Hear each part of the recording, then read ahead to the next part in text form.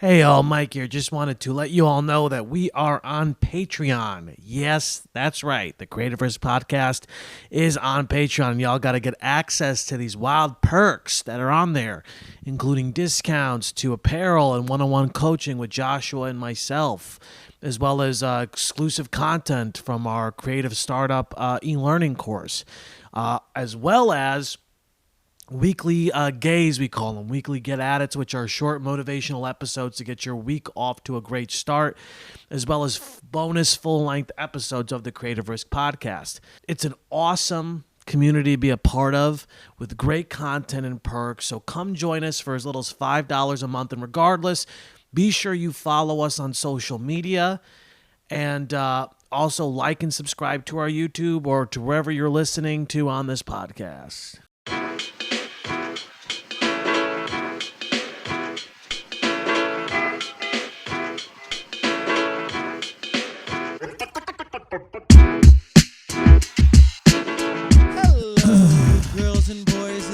Between and flip-floppers and all of the good stuff. We love you all.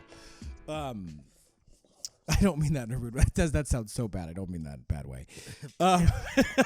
Whatever you say. That did sound bad, though. Flip-floppers is not good. Stop. That's bad. Don't cancel me. Especially on this episode, because this episode's gonna have potentially a younger demographic. Why did you just pour the coffee, the nice ceramic cup, into the paper cup? Because there's cream in those. Oh, okay. Hello. I did not mean flip-floppers in a bad way. I'm sorry.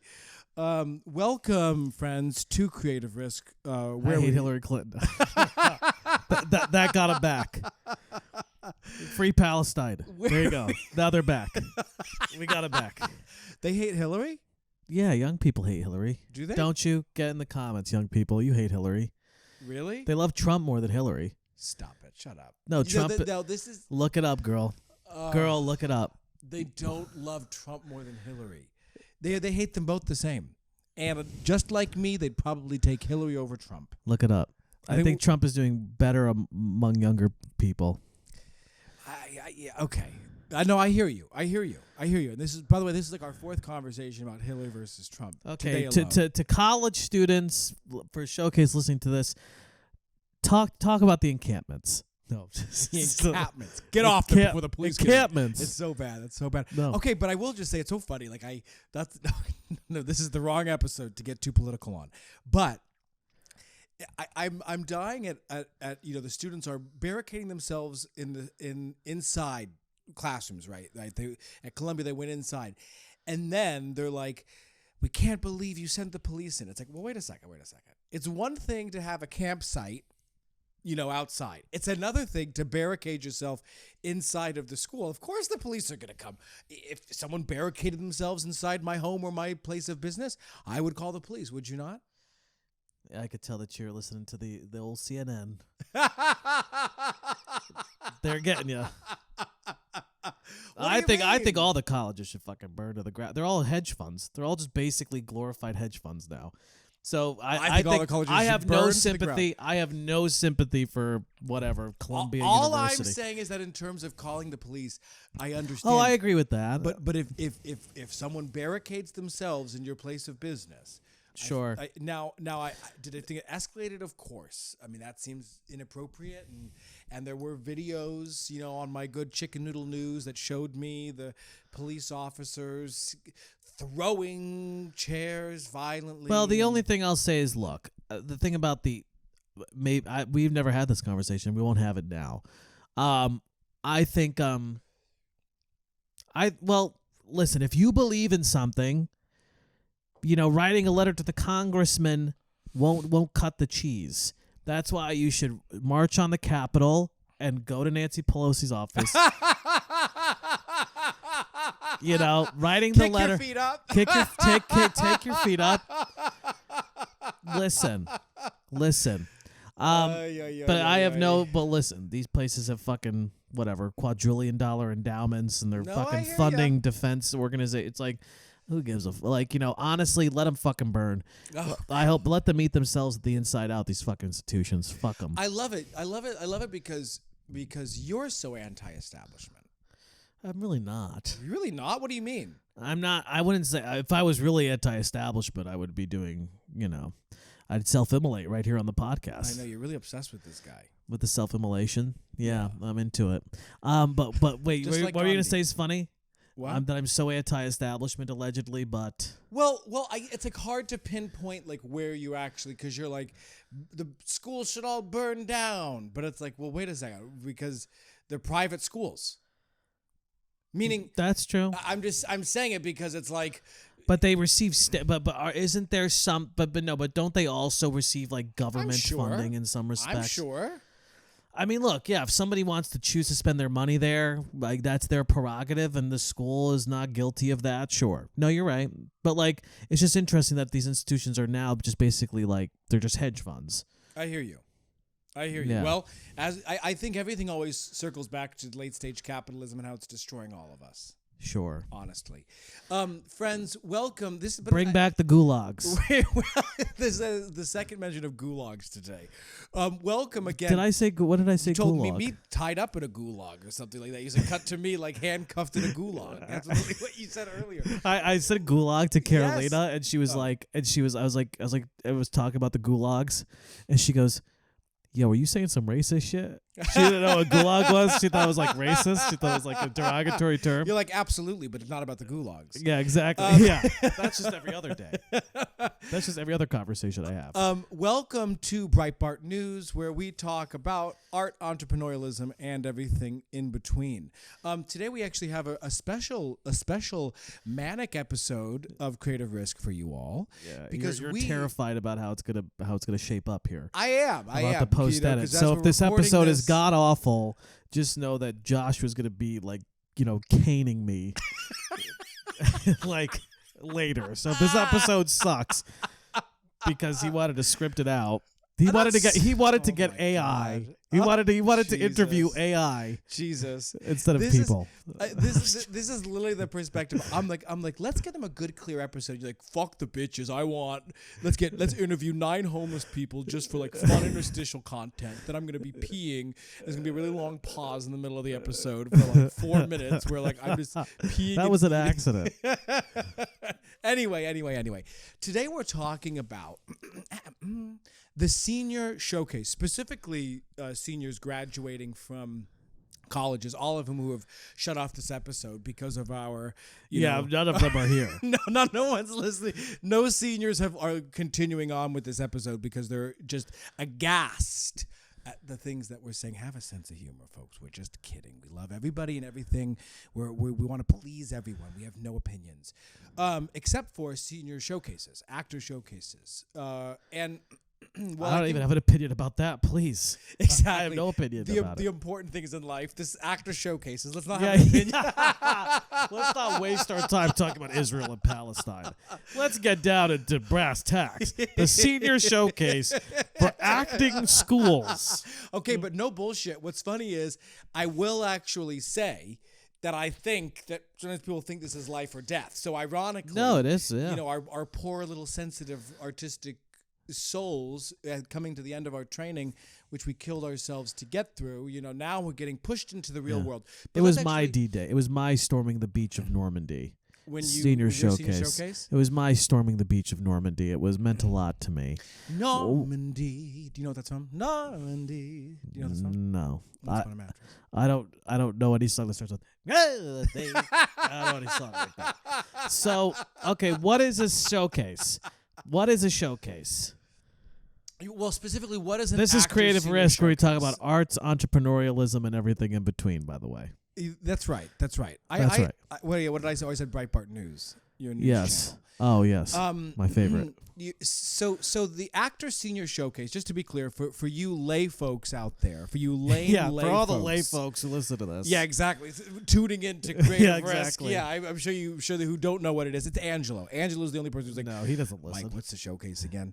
He doesn't listen. He doesn't listen. Trust me. No interest. He's like, No. I love it. I That's love you, okay. Angelo. If you do listen, I really do love your father. He He does know it. me. My We've never parents met. know about this. They don't listen to it. Exactly. Anyway, so Same. what's a senior show? Yeah. Well, one So- of your parents is dead. That's. Well, that doesn't count. Doesn't count. He was a heroin addict. So this is the I wasn't saying shady. It's both my parents are alive and they don't listen. No, I hear you. Maybe mine actually listens from heaven or hell.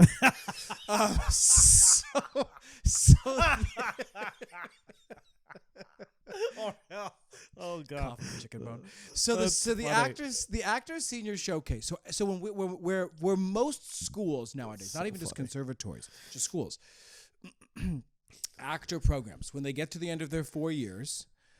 Or if you're mid-30-year-old and you sign up for an actor showcase on like one-on-one or something. Well, that's not what we're talking about. I know. We have to say we're not talking about like talent showcases. We're not talking about showcase codes. LOL. We're not talking about showcase codes like showcase contracts, and we're not talking about like a talent showcase that I can sign up for. That is basically the same thing as an actor showcase. Exactly. It's agents. It's basically you do scenes. It's a group of people coming together. You do scenes, and then you invite, ideally, people from the business, representation, managers, agents, casting people. Although I do want to put a pin in what I think about in terms of inviting people. Who else should be invited to that? But it's really agents, managers, casting people, and you come and it's basically a showcase. It's and they're there to scout talent. Right. They're there to scout talent, and in the terms of these college programs, it's who is the up and coming talent, who's entering the business. Exactly. And these are common at the end of. So, I don't know about all BFA programs. We mentioned this. Most, but no, you're not all. And many BFA programs is that you do this. It used to be that you would do it in New York, LA maybe, or we talk about that too. There's a bunch of places you could do it. But, now a lot of times people are doing virtual showcases, so they pre-film. And then, you and I have access to breakdowns. That's right. So we see all I see on breakdowns is the new the virtual showcases being posted. And by the way, what's crazy about that? Let me just say this, and maybe we should say this at the end. But that's all they're doing. I'm sure University of Kentucky's BFA acting program. Right. I'm sure all they're doing is posting on breakdowns. On Breakdowns Express. I know. And that's it. I know. Well, this is so let's just say the thesis of this, the question of this episode. Is essentially the actor's showcase for those watching as Mike kicks up the feet, pillow behind the head. The actor's showcase, does it help or hinder? Right? Because and part of what you're talking about, just to say, this is why we have many cultural issues in general, but specifically within our industry, inclusive of a school in random bumfuck Kentucky who wants to do their showcase. Here's our virtual showcase. All they're going to do is promote it on Breakdowns Express so that amidst all of the actual submissions, right, that somehow casting or reps is going to be like, you know what?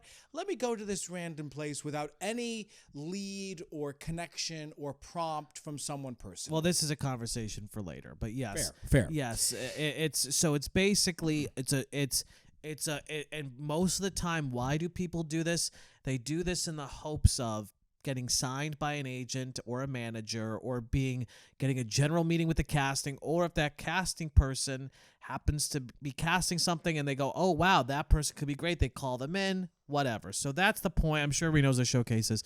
What was your showcase experience like? Okay, I'm gonna go through this fast because before we say, just to say, the structure of this episode is we talked to a few graduates from our school, from the School of the Arts, literally moments after, or Mike did, moments after their New York showcase, one of three of the day.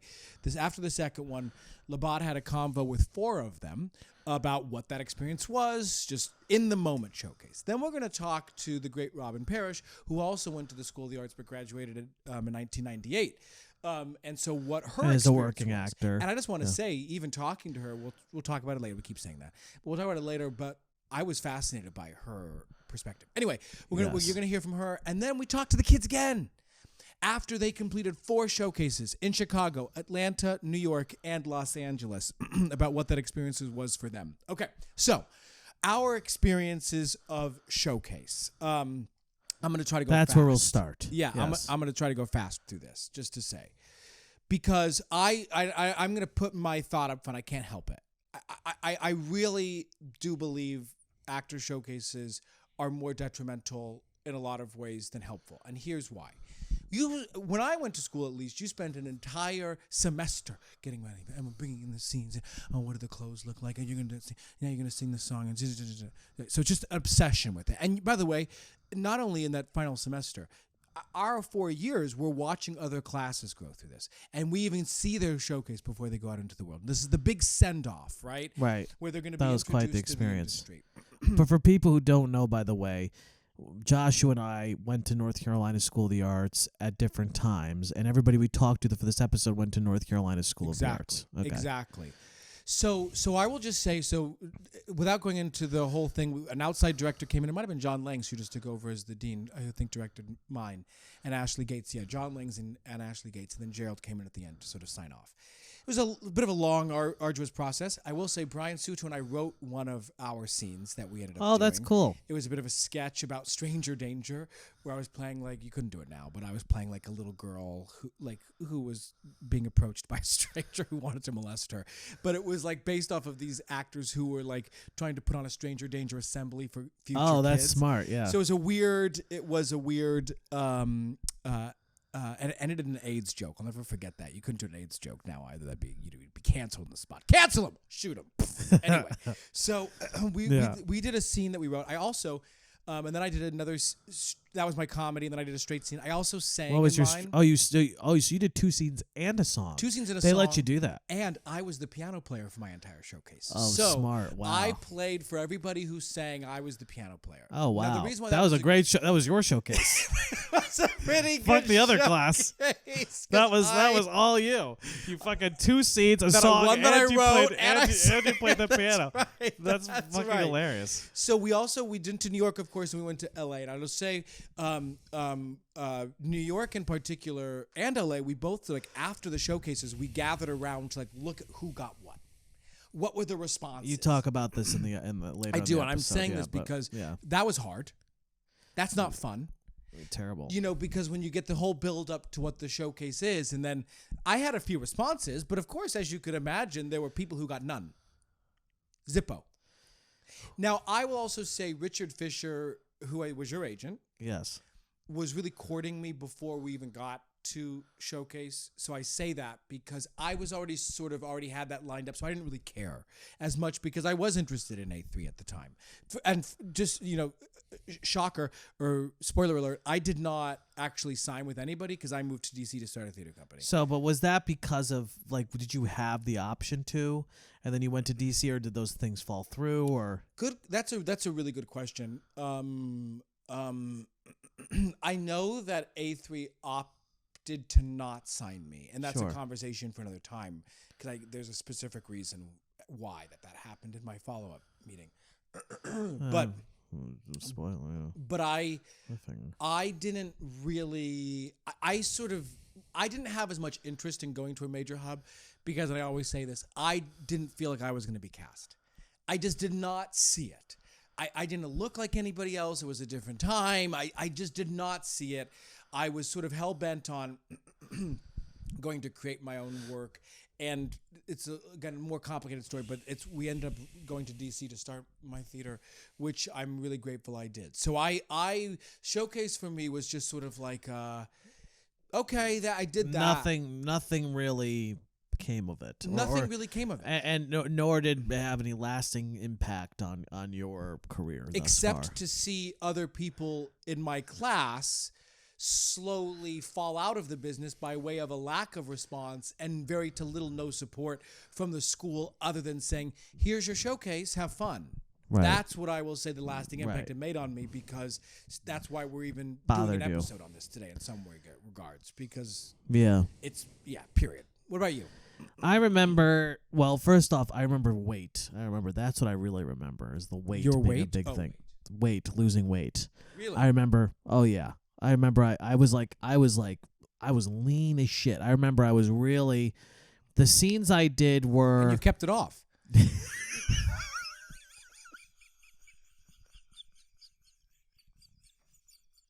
Oh my god. Anyway, so I remember that has to do with. I'll circle back to that. But I remember I did a scene from what was that? Torture, the Chris Durang play. It's called like how to get away with torture or something. Basically, it's a scene that's done a lot now, but it's like this woman wakes up from a one night stand. It's a Christopher Durang play, and she's sleeping, and she wakes up next to this guy, and she's like, oh my god, like I must have got drunk, and he's like, we're married, we got married last night, and she's like, what? Like, oh my god, like I must have been really fucked up, and he's like, no, we're fucking married now, and he's like really but it's a comedy. I actually think I saw you. I think I saw your showcase. Well, I did the whole thing in my underwear. I was in my I think I saw your showcase. Yeah, so I remember that was like crazy because I did my showcase in my underwear. Now I find a way to be naked in every show I do, basically. But that's so I did my showcase in my underwear, and then the other scene I did was Alpha Dog, which is a movie with Justin Timberlake and Emile Hirsch. And I had written what was crazy during what was so fun about showcase was I had written a bunch of scenes for people. Nobody ended up doing them because Carl was like, don't do that. But I wrote scenes. I wrote like maybe 20 scenes for my class that people tried out because what showcase class was, I don't know how it was for you, but we had a showcase class. I think that's right. And all it was we would just present scenes. Right, exactly. That's all we would do. It would be like, whatever. It was months. All it was just like, okay, we got me and you were trying to, and you didn't know who your partners were going to be at. So you'd be like, okay, me and Billy can do a scene, or and me you didn't and want Susan. the shitty actors. Exactly. Well, no, that's interesting. Anywho, so I remember that. I also remember, just to lift up what you're saying, is like, yeah, it was such an ordeal. Like since we were freshmen, like they would go like the graduating class, and we'd all gather in at the time it wasn't the Friedman at the time. It was called the performance. The Thrust. The Thrust. We all gather in the Thrust, and it'd be the whole drama school. Right. And they would do their showcase, and then the next day they would get on the bus and they were gone, and it was like a whole ordeal. Bus. Well, they would bus to the airport. Oh. They would get on the bus and they'd go to the airport. I remember being on the bus. With Mary Jane.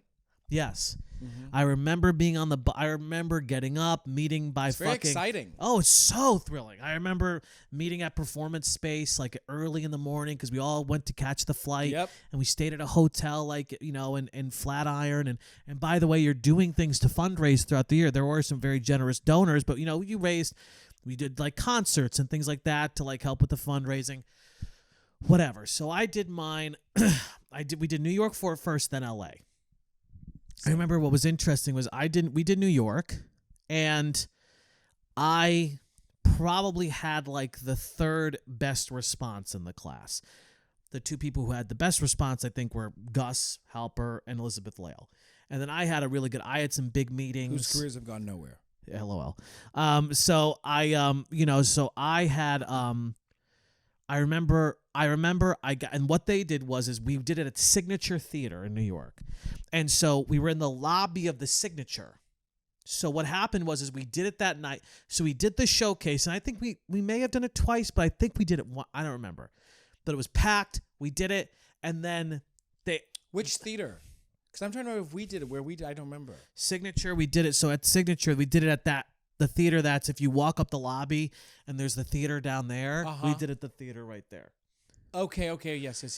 So I remember, but it was fucking crazy because they had that little seating area with the couches, and I remember what they did was they didn't do what you talk about later at Mount Cherry's, townhouse. But basically they had packets, and they said, okay, everybody waited there, and we were fucking. I do not condone that, by the way. I love you, John. Sweating. We were sweating. I just remember sweating, and Mary Jane would give us our packets.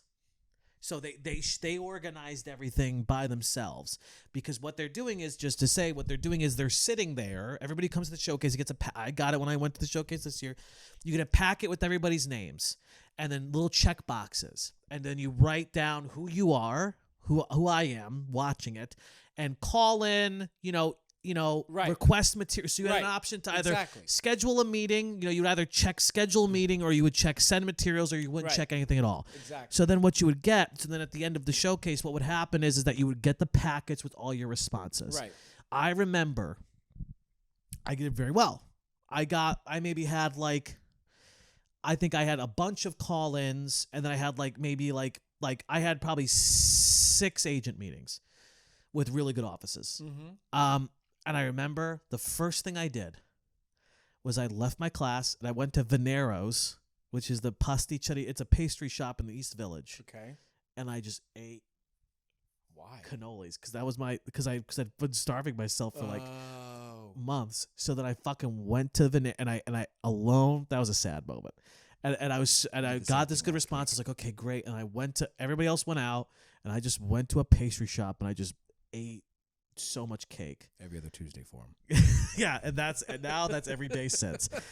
And you know, I remember the big thing for me was and I went to LA and it was not as big of a response. I like had a meeting at Warner Brothers and I had a couple of meetings, but really it was between Gersh and it was between A3. Abrams. Yeah, at the time it was Abrams. And it was interesting because I remember the Gersh agent was like very aggressive. It was like you have to sign with me. Like, don't be stupid. Like, sign with me. But was super aggressive. And this is somebody who's still this big agent there. And Richard was like blah, blah, blah. And then I was like, I went to my teachers like, who should I? And they were like, sign with Richard.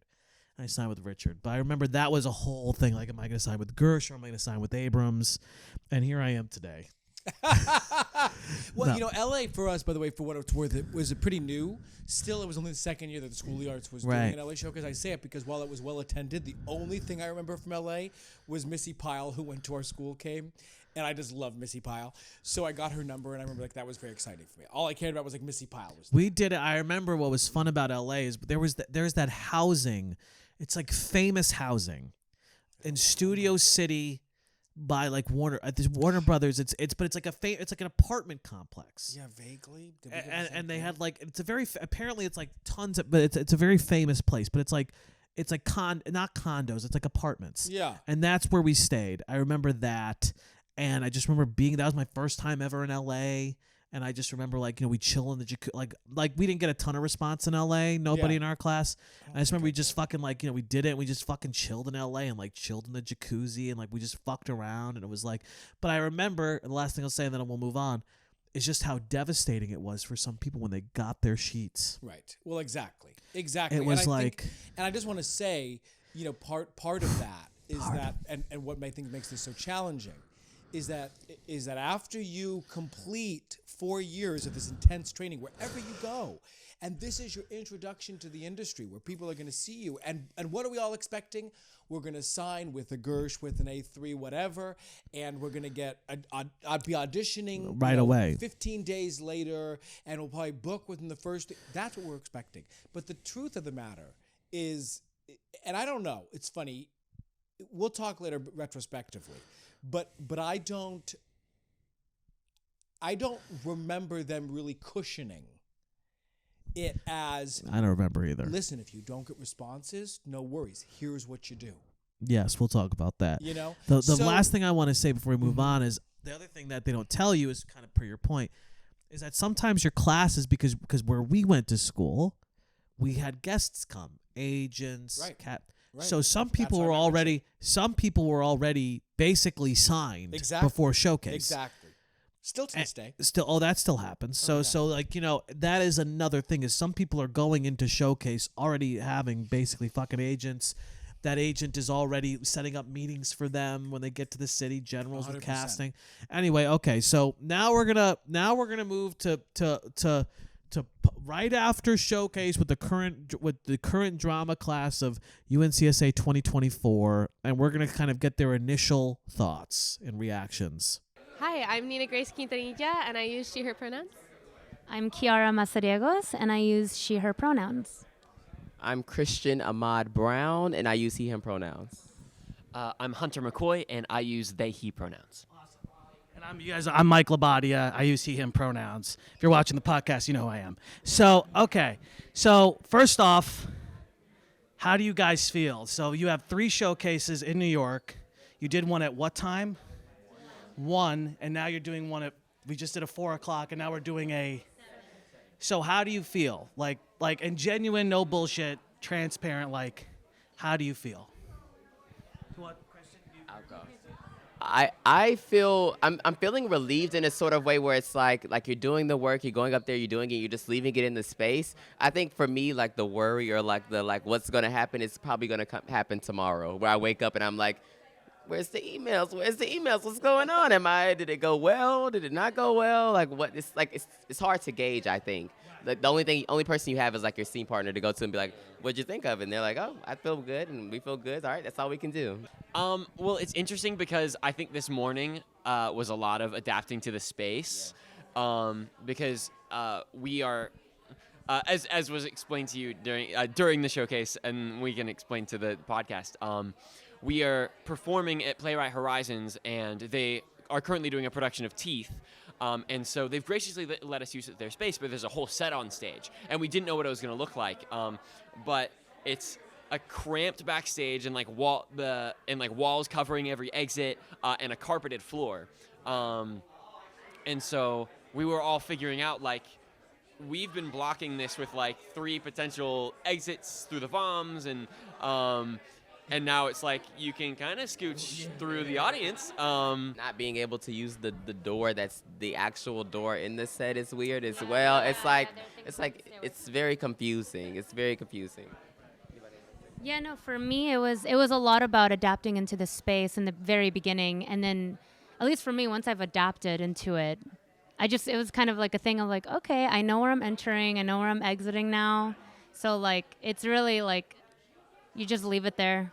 At least for me, it was okay, I'm here, I'm with my scene partner, you're the only person that matters in this moment, and everything's just gonna stay on the stage and nothing else matters. So I guess blocking out everything else besides the person on that stage with you has helped at least me a lot, to stay grounded and to not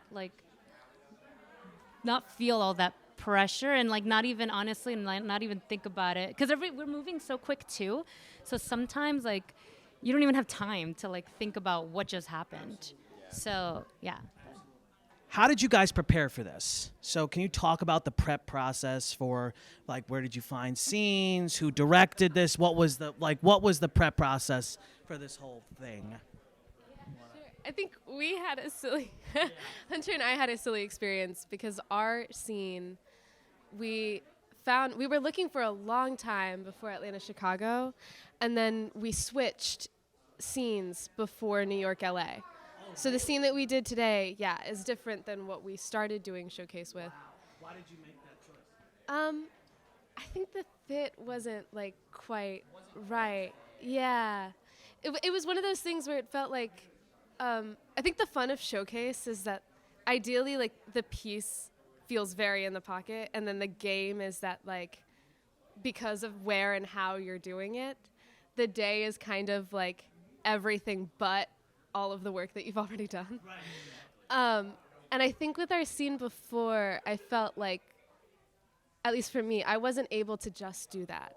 Right. I felt that I was kind of pulling a little bit to also just feel what the scene was trying to do or what we were trying to do with it. And this feels a lot more I think especially the run we just did, I was just telling you, it felt fun to just get to play with the space and today and have it be a little bit different and know that everything else was underneath it. The prep work of months of looking through plays and TV shows and yeah, part of our part of Grace and I's struggle was that we had been looking and looking and looking, and then for Atlanta and Chicago, it was we felt we kind of finally found something, and then even then it didn't turned out to not really work.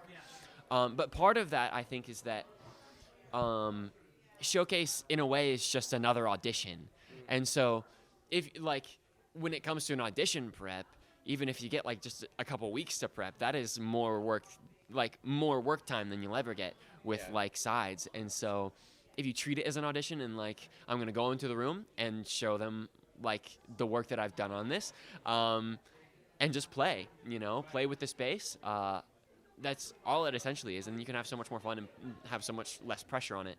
And I think we're lucky enough to have gone to a school where the folks that come here assume that we are very well trained actors already, and so it's less about the can you act good, It's more, I think, just showing off like this is a piece that I have found that I like and that I stand by. Yeah.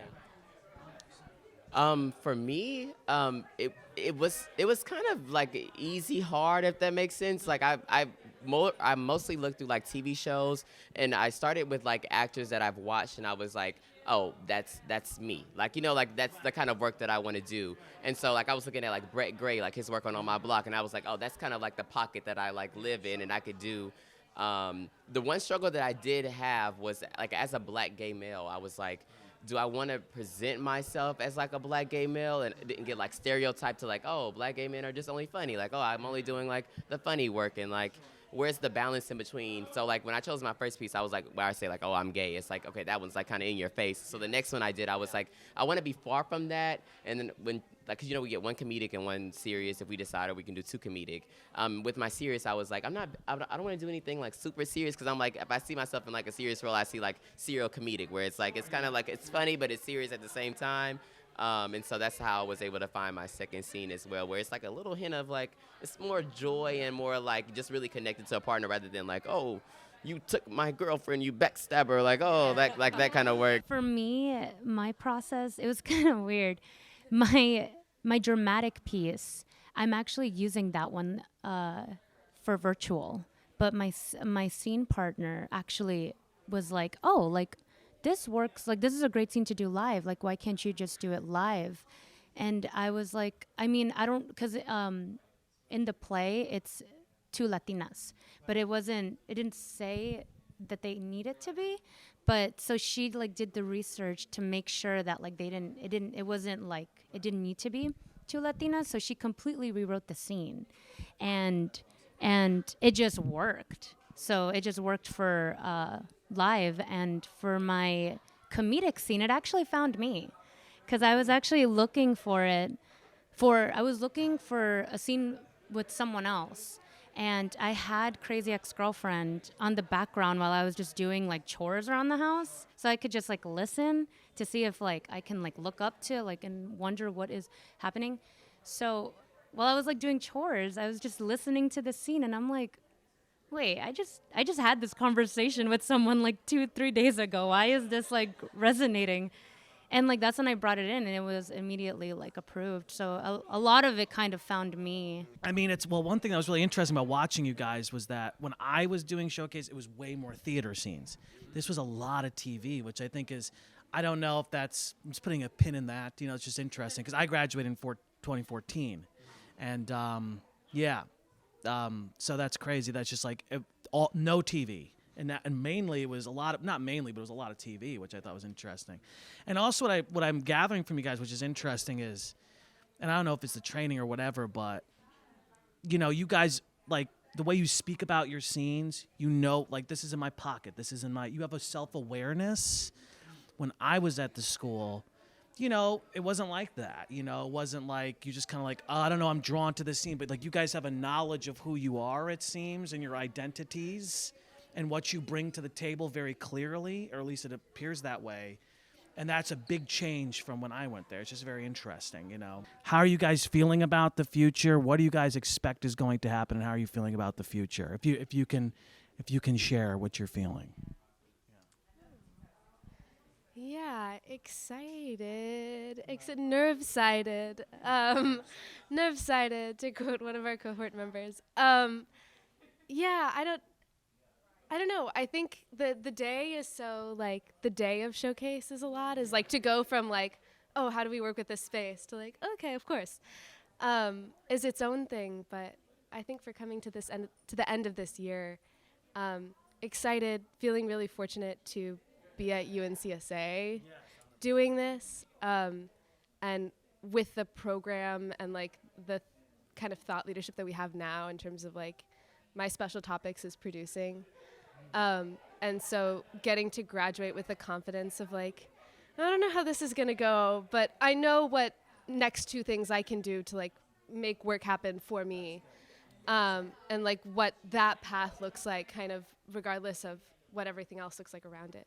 But yeah, I'm excited. No, yeah, I'm also extremely excited. I'm super duper grateful for everything that we've all have gone through. You know, it's been a crazy 4 years. But what's for me will not pass me. And that's what I'm leaving the school with. And just letting it find me. Because, yeah. Yeah, I'm on that kind of same mentality. Like even before college auditions, my mom always told me like, what is for you will always be for you, and like nobody can take that away. And so like I'm only in control of like what I can do, like which is preparing, doing the work, showing up, and then my journey will find its way to me, you know. And I feel like I'm not like I'm trying my best not to like ask people or like, oh, like what is like this, because it's like everybody's journey is so specific and just so different, and it's like you have to honor that the person, one person may go this way, you may go this way, and it may cross over or it may not cross over. So yeah, I'm excited / nervous, because especially like going to Atlanta, if I decide to go to Atlanta, everybody else is going to New York. It's like you don't have many people to be like, oh, what's like the Atlanta life like, because nobody's choosing Atlanta. But I don't know, we'll see what happens. Yeah. I think I agree with everyone in the sense that I feel very grateful for the preparedness to kind of what you were touching on earlier of like, I think we know our pockets, we know our strengths. I something I like to say to like incoming students, and something I was talking to someone else about earlier, was that it doesn't feel like UNCSA's acting program is just an acting program. It feels like an artist program, because you really learn so many facets of other things. Like your first year is acting and also dance and also movement and also voice. You get into Shakespeare, you get into accents, you get stage combat training. You can divulge into devising, into producing. There's so many other schools on campus so that you can work with the School of Film and filmmaking and costuming, makeup. You branch out so much that it feels like we've been given a breadth of knowledge, and the know-how and the confidence to tunnel our way into whatever like lights our fire, I guess. Because like living as an artist is so trepidatious. It's like you never know how it'll go. Not everyone's a one hit, or not everyone's like an instant wonder, an instant like booker, you know. All right, y'all. Now let's go to UNCSA alumni and friend of Joshua's and myself, Robin Parrish. Okay, hi folks, hi again. So we're here with Robin Parrish, the wonderful, amazingly talented Robin Parrish, who graduated in what year did you graduate, Robin? I graduated in 1998. Amazing. So, you know, as I was saying to Robin before we started chatting, that obviously we're trying to get a bunch of different perspectives here in this episode, from various UNCSA, NCSA graduates about their showcase experience. So, Robin, to start, in general, what was your overall experience, just from prep to completion? How would you describe your overall experience with your senior showcase? Well, it was a lot of fun, you know, to travel with my class to New York and be in the city and meet all the people. You know, I remember even thinking back about it, and feeling like the material that we chose. I did a scene with Katrina Kent, and we chose a scene from Top Girls, which was a great scene, probably overdone even at the time, and maybe not the best thing. I remember we looked and looked and looked. And at the time, we weren't doing TV and film scenes, and we couldn't. We were doing plays, because it was even more classically based, and we were not really studying film and TV. I think we had a semester. So I believe. And you guys didn't go to LA. You only did a New York showcase. I know that because my class was the second class to ever go to LA. That's right. And which is amazing. I'm so glad they're doing that now. And I've been to the showcases in the past few years, and I think the material always feels really yummy, and it clicks a lot of boxes and covers a lot of bases. But for us, it was theater, play, that's it. And I remember we went through many options and we landed on Top Girls, I believe.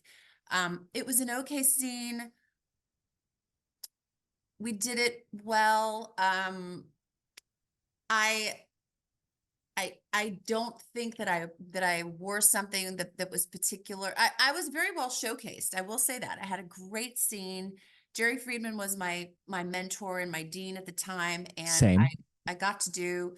Jeff assigned me a song. I got to sing this beautiful song, and I had the whole crew around me supporting me, and that was really cool. I felt very well showcased, but I was in 3.5-inch heels. Now, this might be a sensitive topic just for me. No. But I'm really tall, and that Gorgeous. made me really, really, really tall back in 1998. At which time the industry was not as kind to tall people as that tall of a woman in the theater as they are now. And I feel like it was detrimental, my wearing those super tall heels personally. Could just be my imagination. So the answer is I had a great time, but I didn't feel like we picked the best material. And that, a lot of that could have had to do with me. And Katrina, maybe we were just too busy doing our final college days and didn't really do enough research, didn't read enough plays. But if I had it to do again, I might choose a different scene and not wear 3 or 4-inch heels. And how was Showcase sold to you? What did the school tell you Showcase was, and what it was going to be for you? I think it was sold to us in a pretty honest way back then. I think we were the first consortium year. Prior to that, it was the leagues. I could be wrong about this. It's been a minute. But we had the leagues, and then, which was, I think, just 3 or 4 schools, and then consortium, which was a small number of schools. And we were told that, we would go to New York, we would present in front of agents, managers, casting directors, freelance directors, etc. At the time, it was all hard copy, big packet of things. Of course. The reps, the industry would get this big packet of our faces, and they would, fill out a form and let you know whether or not they wanted to see you. Or, I mean, Right. It's very similar now, I think, in that way, but we weren't promised anything. I will say that we were just told, this is your opportunity to meet the industry, and hopefully you'll be called in by agents and managers who might want to represent you, and hopefully Interesting. you'll be signed. Robin, can I ask a question? So when you talk about the leagues, was that like multiple? What was that? And what was the difference between that and consortium? Can you just specify that? Because I've never heard of that before. I remember, this is absolutely from memory. I remember the leagues was what the showcase was called, either the years leading up to my going for showcase, which was called consortium for my people. So the leagues, I feel like, were maybe Juilliard, NYU, CMU, and Northwestern, or some other great program. They were the league schools. Maybe it was Harvard, maybe it was Yale, maybe it was Yale, Harvard, UNCSA, NCSA at the time, and Right. Juilliard. I don't remember the exact schools that were in the leagues.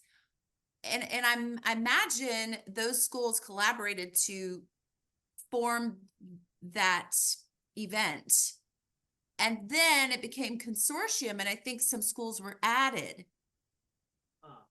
And then it became showcase, and suddenly everybody in the whole land was doing showcase. All the colleges and universities across the nation were doing showcase. So if I'm correct, I believe that it really started as a much smaller collaboration between a smaller group of schools.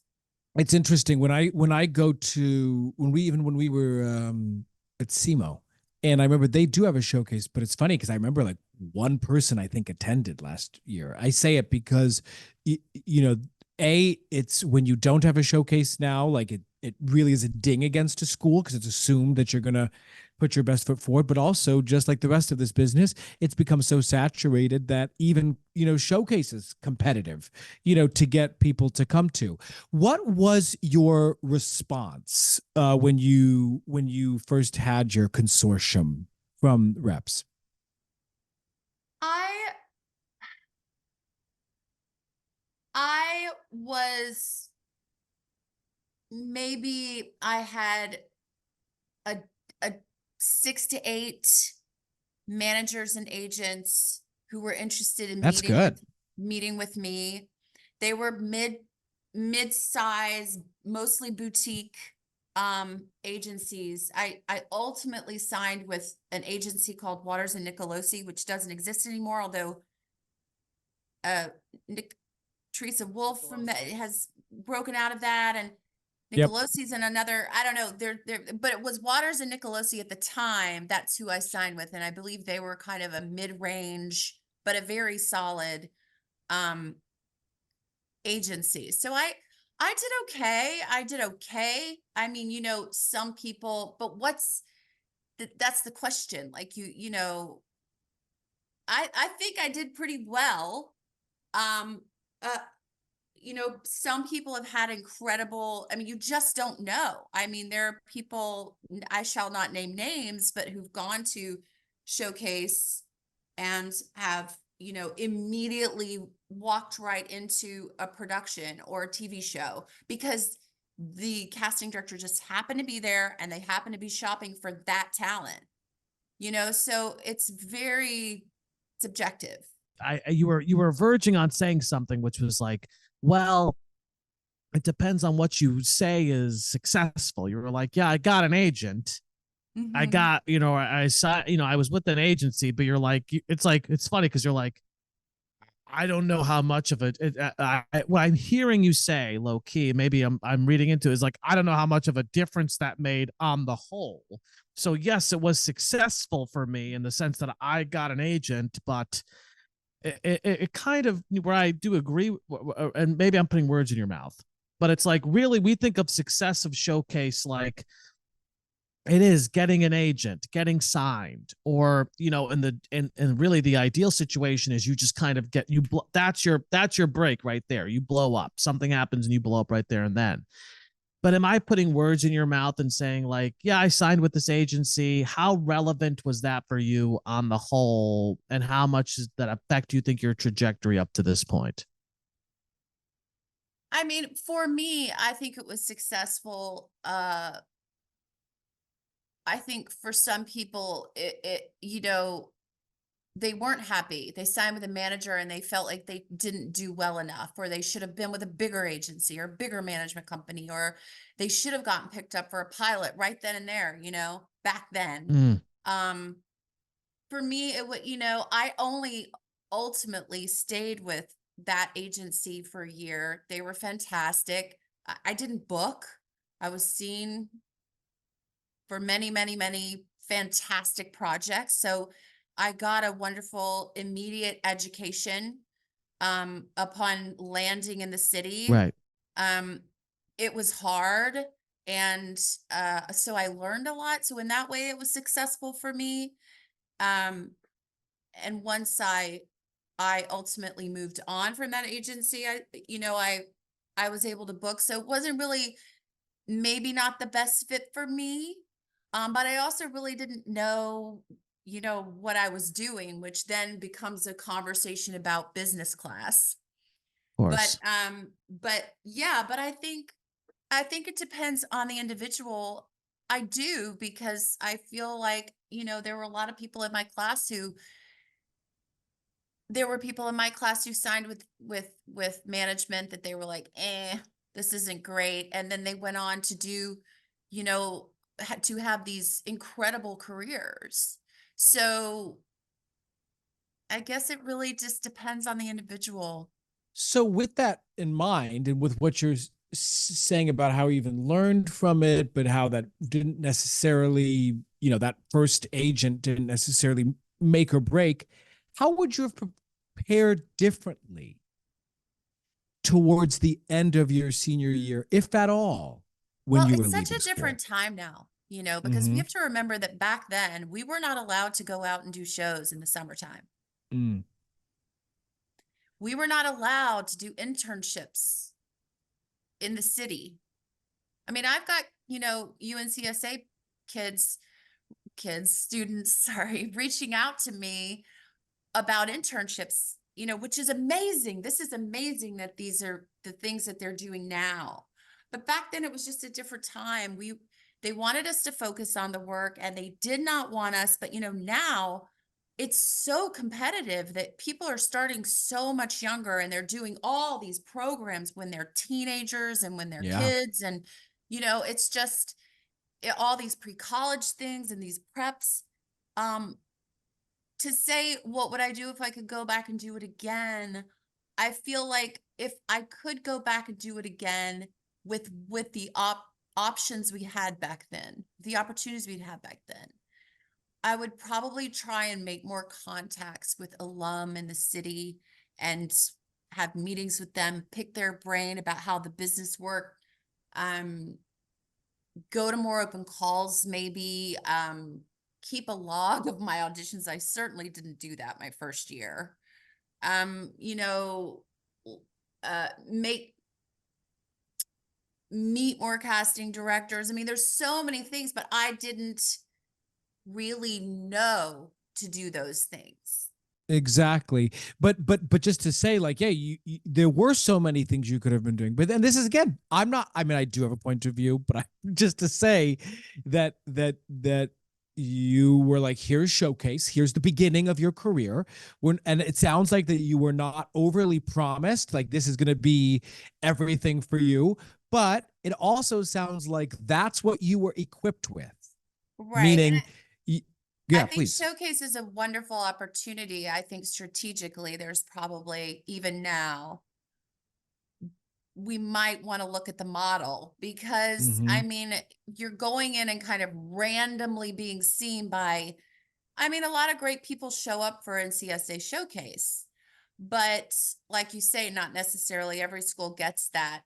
If you're going to spend the money, if you're going to spend the students' money, Yes. theoretically, on this showcase, then, maybe it's not just a random showcase. Maybe it's a masterclass, a week-long masterclass with a bunch of casting directors and a panel of really high-end, agencies and that sort of thing. And yeah, you still have That's showcase, smart.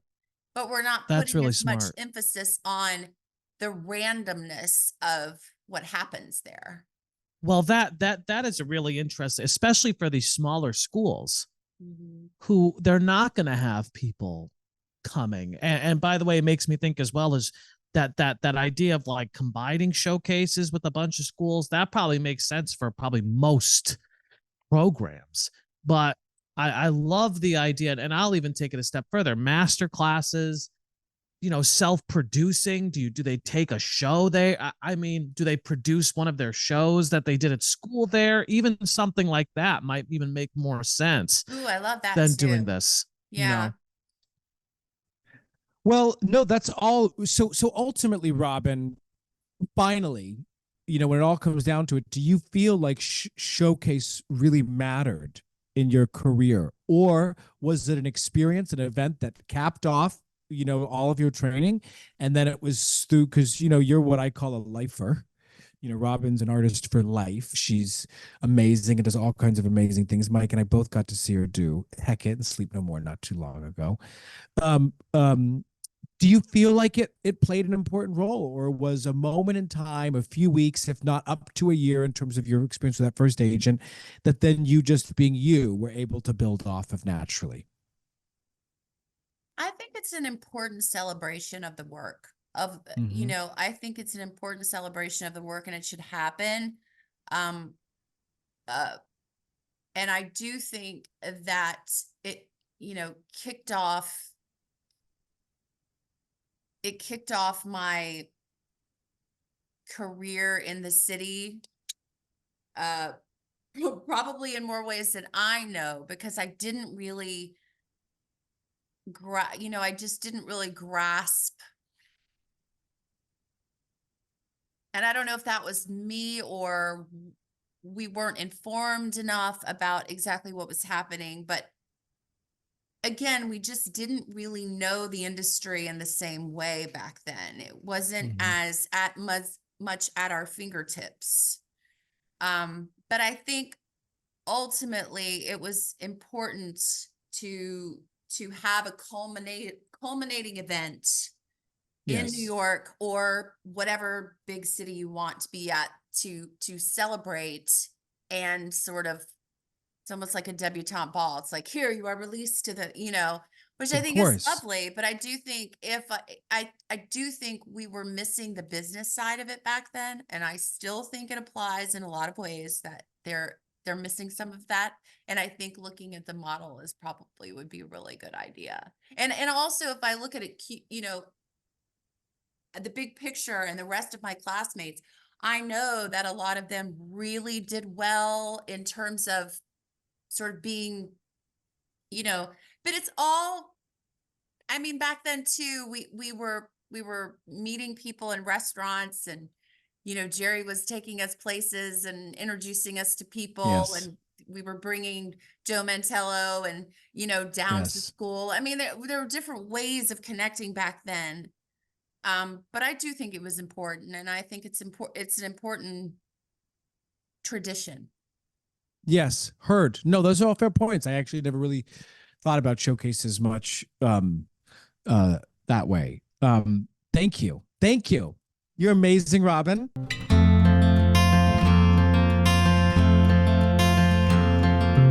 9 months wondering who you'd be.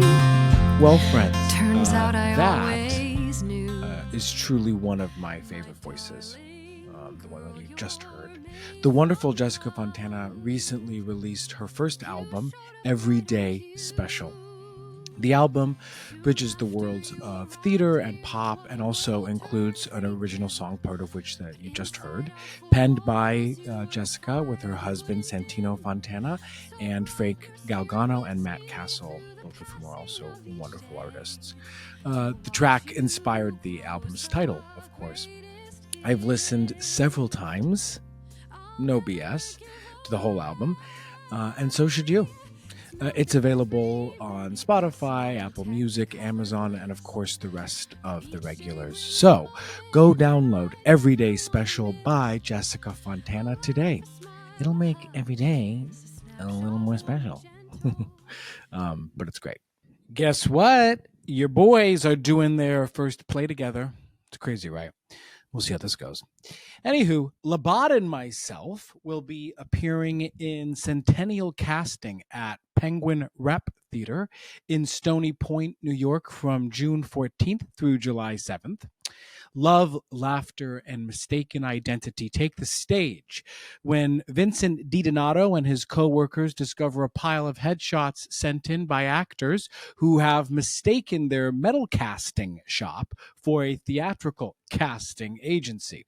A hilarious romantic escapade turns up the heat as sparks sometimes fly in the most unexpected places. You can get tickets at penguinrep.org. That'd be good. I'd be good at that. Anyway. Oh, and by the way, I only got the job because Mike put my name forward when they lost somebody last minute. So it's all about who you know, even if it's someone like Labat. All right, y'all. Now let's catch back up with the same kids that we talked to right after their showcase, like 2 weeks later, I think it is, that we talked to them about their response and how they were feeling. Let's go cut to them now. What is it? What is this? 10 days, 12 days post showcase? How long was that? No, it's like 3-4 days. Oh, because you just finished LA. LA. Yeah. Mm-hmm. Yes, is that where y'all are right now, LA? No, we got back on Friday. Yeah. Thursday. Thursday night, like But at late. like 11 Yeah. p.m. Yes. You know, Wow. we were just talking to a graduate from 1998 who didn't even have LA. You know, my class was the second class to ever have an LA showcase. We were really pushing for it at the time because there was no LA showcase. But Kava, I don't know if Caroline Kava still works there. She doesn't, right? She's gone. I don't think we know her. Yeah, she's gone. Anyway, she was our film and TV teacher at the time, and we were like, we're taking these classes, but we're not going to LA. So we were the only second class, and then Mike, of course, had it at the regular. But now so they go to LA, Chicago, right? Chicago Atlanta. Too. Interesting. I mean, wait. Atlanta. Not DC. There was one class that I used to run a theater company in DC, and there was one class that came to DC. Y'all go to Chicago and Atlanta, but you don't go to DC. DC is the second largest theater city in the country, and help me understand this. Why no DC but Chicago and Atlanta? Christian's like, I'm not taking that. I'm not sure. I think it's because there weren't a lot of students moving. Because I know one of our professors, we always hear from Carl Forsman that we should all be moving to DC. But I think there's yet to be a student in the past few years that has actually done that. Interesting. Coming straight out, yeah. It is because it's once you work in DC, you work. That's what I hear. I lived there for 7 years, and I ran my theater, and I did between 3 and 4 shows a year. I was often overlapping. I never stopped. It was DC was absolutely remarkable to me. I mean, I also often say, you heard me say this, Mike, it's like where I learned how to act. School was great, but then I was thrown into the line of fire with all these opportunities. So I guess I'm just surprised that the school would do Chicago over DC. I don't track that. But listen, here I am. You can already hear my point of view. This is about your point of view. So sort of diving right in, talk to us, one by one. And by the way, we have Christian, Nina, and Hunter here, all of whom Labad chatted with the other week. But how has the response been? What was your response both in New York and LA and apparently Chicago and Atlanta? How's been the response the past few weeks? It's been slow. It's been like very slow. Like we talked with Mark Sachs, and he's just saying like how a lot of agencies have closed down, and so there's like a lot of agents that don't have an agency or agents that have to let go of a lot of their clients. So a lot of people don't have agents right now. So like a lot of us have been hearing more from like casting people, like you reaching out and like wanting to have our materials just like in their files or just maybe meeting with casting that way, but agents has been a little shaky. I know a lot of us have I've heard from like a few managers as well, but no, not really any like agencies in that aspect. But apparently he was saying that it's going to be like a drip down all the way until like June. So it may there's a major contraction. Yeah. Yeah. So happening right now. Especially, and then also with our virtual showcase dropping at the end of May as well. So that'll also cause some kind of motion that way.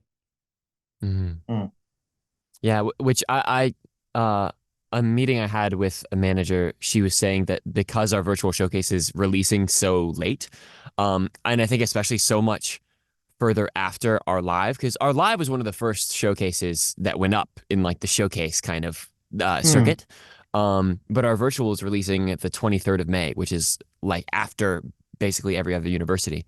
And she was saying that she doesn't want to take too much time to decide, And so it might put us in this weird position of like having kind of gotten ahead of the curve, but are behind the curve to all the folks who weren't able to make it to live showcase. And so, yeah, but at the same time, like Christian said, Mark Sachs said, it's going to be like a kind of steady drip feed for a while. We'll see. Nina, how about you? Yeah, similar experiences. I would say the two biggest surprises for me were, and I'm curious how it went for y'all. I heard more in LA than I did in New York, which I thought was really interesting, especially because our training is so theater focused, and I specifically, being at UNCSA, have spent more of my time doing theater and like performance live projects. So that was interesting. I think the other thing was how many people have scheduled meetings through Zoom, like once we've gotten back versus being there. I think so much of my understanding was like, okay, I do the showcase, and then we're in town for a week, and that's our time to like meet with everyone.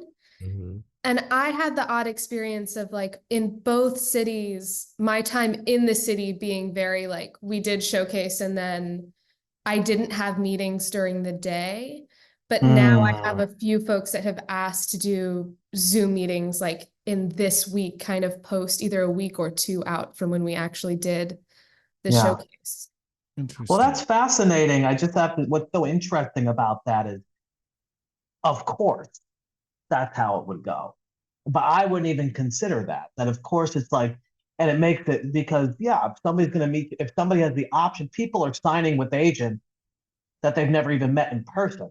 You know, it's like they see their self tapes and they meet on Zoom and they've never met this person in person. And it's fascinating to go like, you know, as we consider sort of like showcases place and continued education, it's like, yeah, going there for a week, if you're not going to probably be taking meetings, right? Because I could schedule 3 weeks. Oh yeah, I'll reach out to them. I'll do a Zoom meeting 3 weeks from now because it's all over self tape anyway. It's all self tapes. It's all so it's like I don't need to. There's no rush to meet this. I guess the rush would be this person could get snatched up, you know, but there's not as much of a I need to see this person now in person to see how they act, to see what their presence is, all of that stuff. It just goes to show that like, you know, we take a lot. We're still in the midst of you guys, especially like in the midst of major changes, and who knows how these changes are going to continue to affect this business.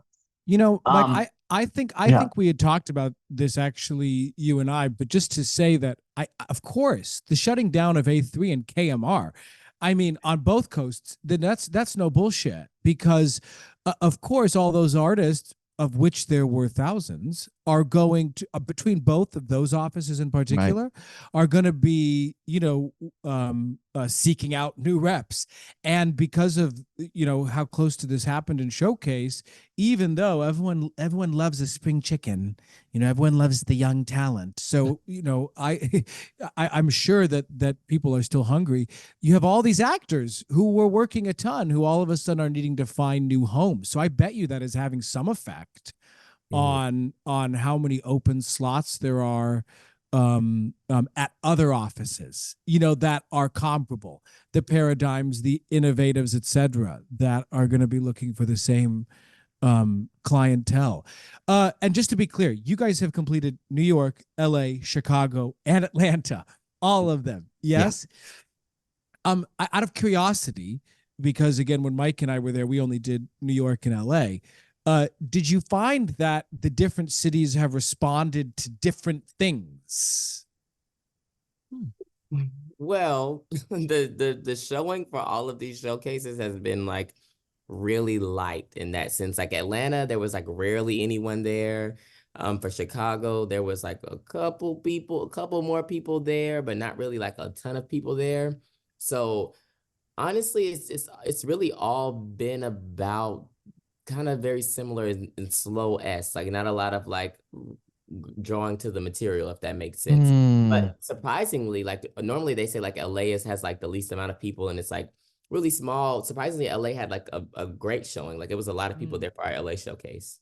Right. Like more, well, not more than New York because we had 3 shows, but it was matching up really well, I think. And let me ask you, this is random, but I remember, Mike, and much of this happened for you, but I remember after our showcase in New York, we would go back. John Mauceri was our chancellor at the time. And I don't know why Mauceri is traveling with us. But after Showcase... Why do you... no, she fucking go there. So after Showcase, I remember Mauceri had his house in the Village or wherever. And we would go down there and they would lay out everybody's responses in front of everybody. I'll never forget this. It was Bessida, and one by one they went through and they were like, okay, here's yours in front of everybody. And I say it because it honestly was an incredibly demoralizing experience for some people. Because you had the people who had a packet of 12, or whatever, and then the people who got nothing. And I'm asking this because what is the vibe of the class right now? What's the spirit of the class post Showcase? I from speaking from personal experience, it has seemed as though there's a pretty general slowness. I think that for the most part, everyone has gotten like a little bit of something, but probably a little less than like hoped or expected. Of course, I think there are a couple people in our class that were standouts and have gotten a lot. And I feel so glad for them. But I think for the most part, everyone is kind of in agreement that yeah, not like we got a lot of RSVPs, and then about a third of those folks showed up. Which is understandable. You know, live is harder to get to nowadays, you know? Everyone is waiting on virtual. And as much as everyone can RSVP to hope to get to the live, they might not be able to make it. And as you said, with agencies shutting down, it's we got to talk from our teachers that like, hey, the industry's contracting, like we might get fewer bites this year. And because of that, I think we were all a little prepared for that. Interesting. Yeah, and so we'll see. We'll see. From my that is my perspective at least. But I agree that it is a little demoralizing. We no longer have that experience of everyone being laid out with all the responses in front of us. All of our responses are given just through email individually. But being in a friend group with some people that are particularly getting a lot of meetings, sometimes it can be a little hard of like, wow, like this person is like really, really making it right now.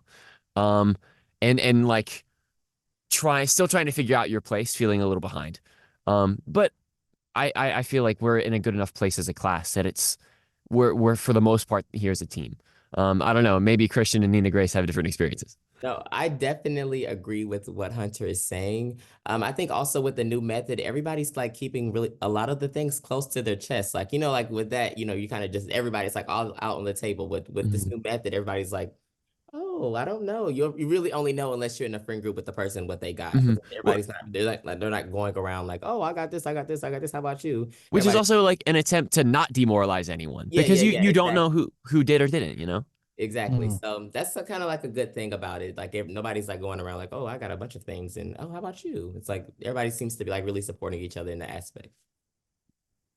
We had like 3 questions, and I'm asking many, and I actually didn't even hear yet what y'all talked about with Mike. But one of the things that's always surprising to me about Showcase is how the school keeps it all to themselves, the planning of it, and then just go, here go students, and here's why I'm saying this. Because I'm realizing this. Over the years, I have had other schools, but only via students, reach out to me and say, will you make sure your agent or manager is there? To which I always reach out and do that.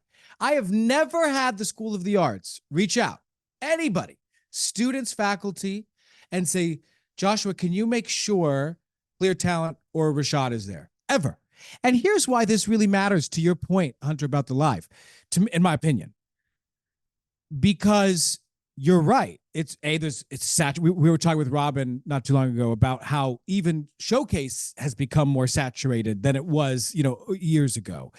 But to get people in butts and seats, yeah, we can send an email that says like you're cordially invited to the meeting, and it's another thing for the alum of the School of the Arts to go and say, hey, this class is and it's so funny. This is random. Y'all are so good. I worked with DeAndre. I'm not sure if you all know DeAndre. Yeah. And I worked with Ainsley, who graduated, I think in the same year. Here's why I'm saying this. Both DeAndre and Ainsley were amazing to me. I mean, I was just talking about them because they're both examples of recent alumni. Like, these kids are so good. I'm proud of the school. Mike's proud of the school. It would be, an honor for us to go and say, make sure you go see these kids. There's a question behind my soapbox preaching. How involved are the students, if at all, in the coordination, the planning, knowing who's who, and working on the showcase beyond here's my 2 scenes and my pretty 32 bars? Not unless you're the president of the class. And even then, that's limited. right. Not really at all. I mean, it was hard. We had one guest come. I believe it was when Rob DeCina came. We had one guest come with the advice of like reaching out to folks to come to Showcase. But part of the stickiness with that was like, and caveat, let's not all be emailing someone who already has received an invitation from UNCSA. But we didn't have a working list of who those folks were. I don't know if Right. Hunter, if y'all ever saw, Hunter's one of the presidents of our class of 24. Mhm. If you ever saw the list, but I know that we didn't. And so that was part of like, was from our faculty or from admin, we would hear like, well, we've invited everybody that you want there. So whether they come is kind of on them now. But there wasn't a lot of transparency about like how we could kind of make it work for ourselves. I know every student kind of had their own approach to then like what they felt confident doing from there. Of course. Mhm. Yeah.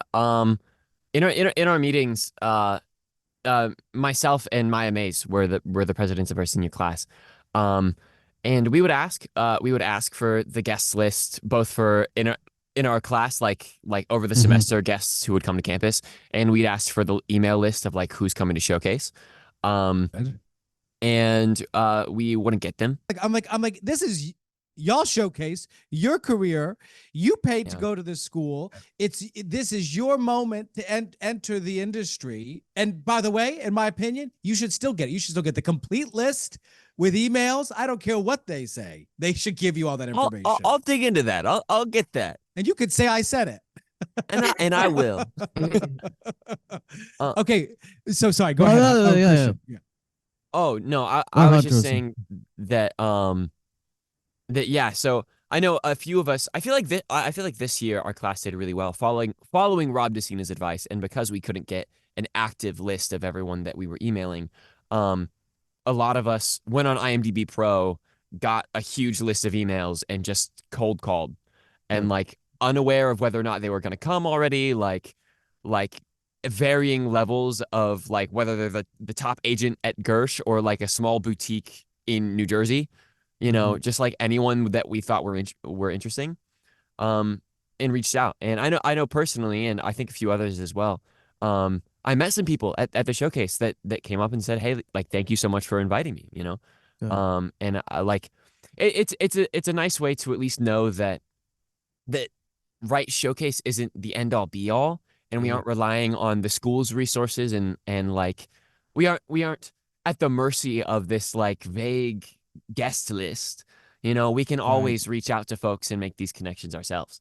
Well, it's very useful. I'm happy that you said that because, this class, talking to the four, I mean, this is a very positive class as well. And like, even just here, like you guys have good heads on your shoulders. I remember when I graduated and we were a close class, like there's a lot of bitterness after you guys have the right attitudes, and you guys know that this is one.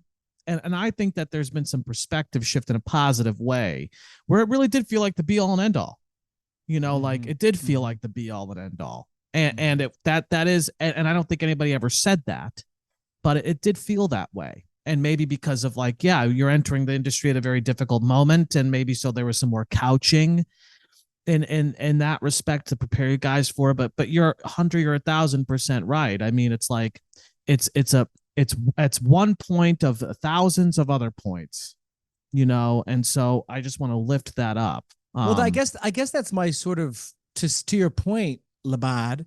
That's sort of my last question is now, as you sort of done with showcase,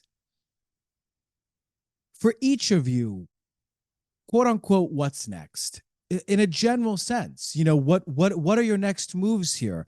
Having gone through these 4 showcases, minus one important one. Hello, DC. And then, where are we going? What's next for each of you? Nina Grace. Say it wrong again. Hot seat. Yeah, trying to figure out, well, I know that I'm starting my summer off here in Winston for a little bit. But definitely like the biggest thing right now feels like just planning the real logistics of like moving somewhere. Right. And coming into showcase, my big thing was debate between Chicago and New York. So I think now I'm probably planning forward with New York, but still like we don't know what all of our meetings are. I personally don't know where all my meetings will yield. Like I don't have reps settled out yet. So that feels a little like the scariness of like moving into the ambiguity of like what acting work will look like for the next few years. but also I mentioned this in our interview with Mike when we were in New York. My special topics this semester has been producing. So I'm working on a little project that hopefully is a 2-year horizon.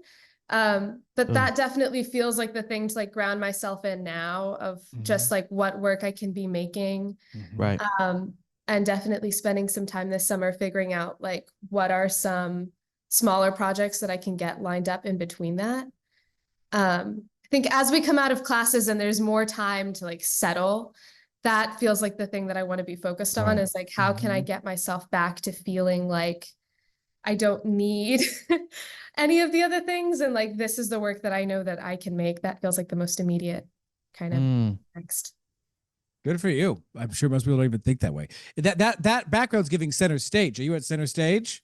I'm not, but I was for the past 2 years. Now I'm just down the road.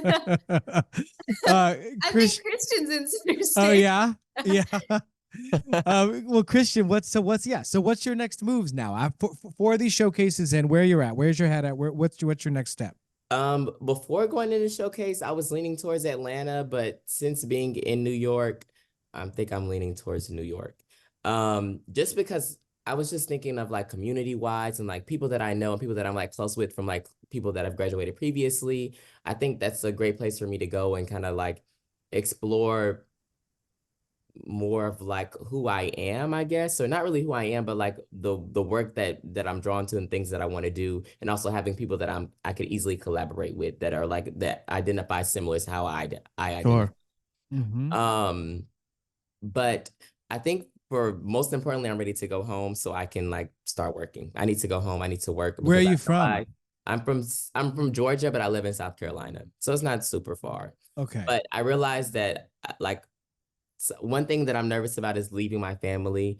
I've been away from my family like through school, and I went to a governor's school, so I was like a boarding school. But it's like it's not the same as like going like states away and doing all of those things. And I realized that money is something that makes me really happy, and so I think I want to go home. I want to save because I do not want to go up there, and I do not want to be struggling. Yes, not the life that will make me happy. Yes, like the expensive things of life. Absolutely, that's what I'll be doing. Embrace that late stage capitalism. I love it. No, but I hear you. And just to say, sorry, before you say anything, Hunter, too, making work or let me go figure out more of who I am and make some money before I jump in. I mean, it's so easy for this industry, Mike and I can tell you, to all consume every piece of yourself sometimes. And especially if you're living in a major market like New York, sans dollars, less fun.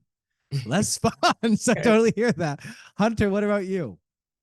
My major debate going into Showcase was I've never been to LA before. And so I just wasn't sure how LA would kind of feel. And after going to LA, I liked it a lot. And so my thing now is I like New York. I like the public transportation. I like that most of my friends and most of the class are moving there.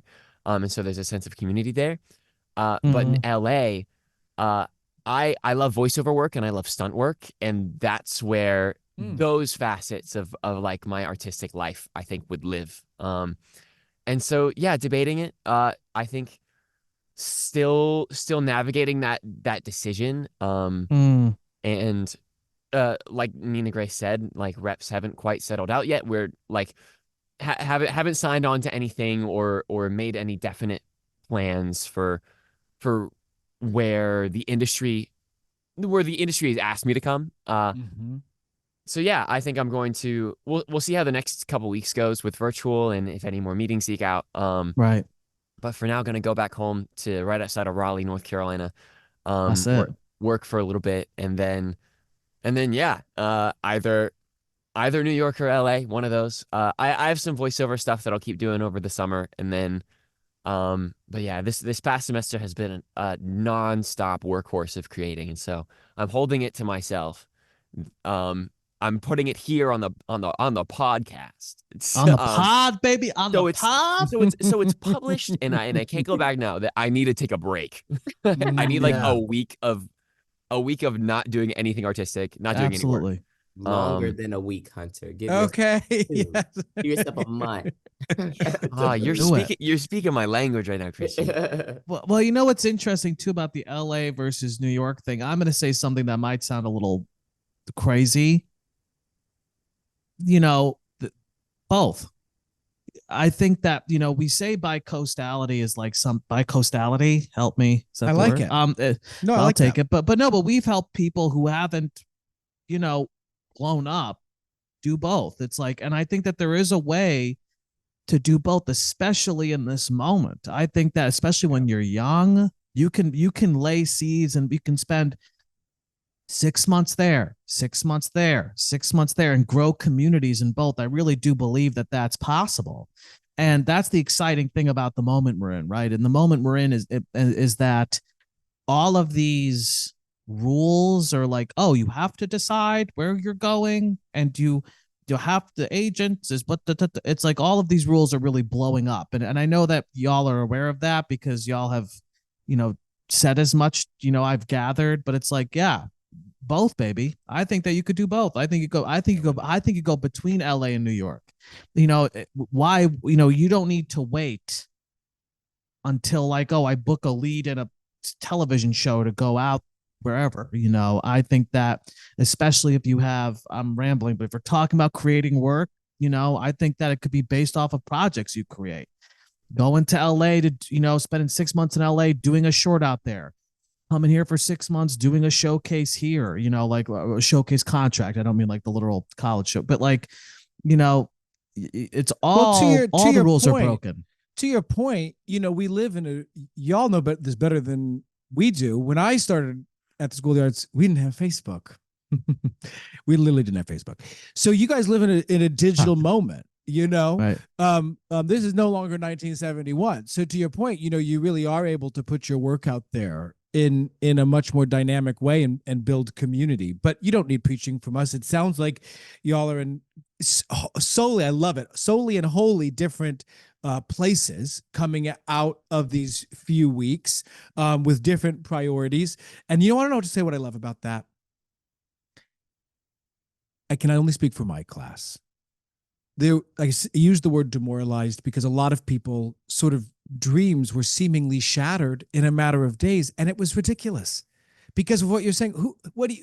This again? Mike and I haven't recorded our parts of the podcast of this episode where we get to express our opinion, but my opinion keeps pouring through, which is that a lot of times I really do believe showcases can hurt careers before they even begin, because we put so much stock in them. And let me just make this promise to you three now. Even if no one reached out to me personally, not that anyone needs to, but in terms of getting someone there, feel free to reach out if you have thoughts or questions or needs in any of these markets. We know folks in all 4 and 5, if you count DC, of these markets. So and this is where the money is going to come from, figuratively and literally. And as fellow pickles, me in the first graduating class of 1969, Mike from 1993, and y'all from 2024. We span the decades here, so we're happy to be of help. But Mazel Tov on a huge momentous moment in your lives. This is super exciting, and thank you so much for sharing your insight. It's, believe it or not, it's going to be more helpful than you realize, because this is the moment for thousands of students around the country, and they're all going to be tuning in to Creative Risk this specific episode. But really, thank you so much, y'all. We really appreciate it. Of course. Thank you for having Thank us. you so much. Wait, I do Yes, want to please. say your point really fast. Yes. I think that the reason that happens so often, like with showcases, and like the reason you kind of like shoot yourself down so much, is because it all goes back to like college auditions. It's like it's just really just it's like a new version of college auditions where you're like, That's right. oh my God, I'm putting myself out there. Hopefully I get like a college. Because if you really think about it, if you go and showcase by yourself, you're not going to think about it as much. But since you're showcasing with a class of people that all want the same Right. that you want, it's like you instantly have to go, like you're instantly going to get the question tomorrow, the next day. So did you hear anything? Did you hear anything? It's like that, and that constantly reminds you of like, oh God, did they hear anything? So you're like constantly comparing yourself to people. But I think our class did a great job of not doing that, or like letting that energy go into the showcase, because like it's like you said, we all have different like goals and like different ways we want to reach the things that we do, and we all have like, we're all very different people, I think, and that's why that didn't happen. But I think that's the reason why it still happens in class culture. Right. It's like you're side by side with people that are on the same race that you're on.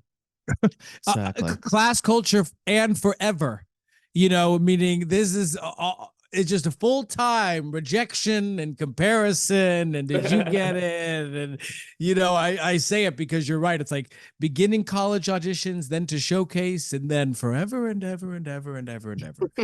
But it's what you said last time, Christian, when you said like what's meant for you is meant for you. And what I mean by that is, your path is your path, and there's no point. It truly is. People, there is no way to skin a cat. And and what is true is, and what is that the phrase? There's no way, because I'm sure you could skin a cat. Oh no, there's no right way to skin a cat. Oh, okay, That's what I said. That's what I meant. Many a way to skin it. But there's many a way to skin a cat. And what's important that I hope y'all maintain, which I could tell you guys have, is autonomy. Mm-hmm. Autonomy is what's lacking for so many people. Is the reason why it breaks people is because they care too, because they're letting outside forces dictate too much. That's right. And remember, your self-worth. It's like I said to you guys last time. There are people who are making, whose careers you think are, we know these people making, millions of dollars, who can't afford to pay their bills. It's like it is a difficult business. And the reason why it's hard is because we give up our power, and we count and we rely too much on others to pick us. Sure. Yeah. And the way that you're going to continue to do this is by, realizing is picking yourself. That's right. Sure. That's it. Period. Yeah. Yeah. Well, great. Y'all are wise beyond your years. You're going to do so much better than we ever did, for sure. Thank true. you, friends, so much. Really appreciate it. Thank you. You guys look forward to meeting you. Yeah. Bye, friends. Hey guys, did you know that behind this podcast lies a decade of dedicated work that was focused on creating a comprehensive system of tools and step-by-step processes tailored for artists who are striving to build sustainable careers? Did you know that? Joshua and R's Creative Startup Program offers an immersive blend of e-learning and personalized one-on-one consulting, and it's aimed at empowering artists and especially actors to bypass years of struggle. This work includes a bunch of elements that are frequently highlighted in this podcast, like professional growth, professional networking, goal setting, financial management, self-producing, craft improvement, method, or how you work, marketing, all that stuff, brand building. Participants who sign up for the Creative Startup will work one-on-one with either myself or Joshua, in addition to gaining access to nearly 40 hours. Yes, 40 hours of guided e-learning content. And that comes with a bunch of worksheets, templates, practical strategies that you can start to implement now to, move your career more forward and to be engaging some more dynamic strategies in general. Check out the show notes for info on setting up a free consultation if you're interested in working with us. And let's help you take your creative career to the next level. And should you end up working with us, you'll actually get 10% off when you use code Creative Risk. So be sure you use that, and looking forward to working with you. All right, back to me and Joshua to sort of debrief on everything. We're right back. You might have heard a whole episode, but we've been sitting here for 13 seconds getting ready to record right from where we left at the beginning. So we've heard the class of 2024. We heard from the wonderful Robin Parrish, and we shared with you our experiences. So now I would argue that the question at hand for us, at least, is does the Actors Showcase help or hinder? And I do want to say, I'm going to insert an opinion right at the outset because it's something that I learned from Robin, actually.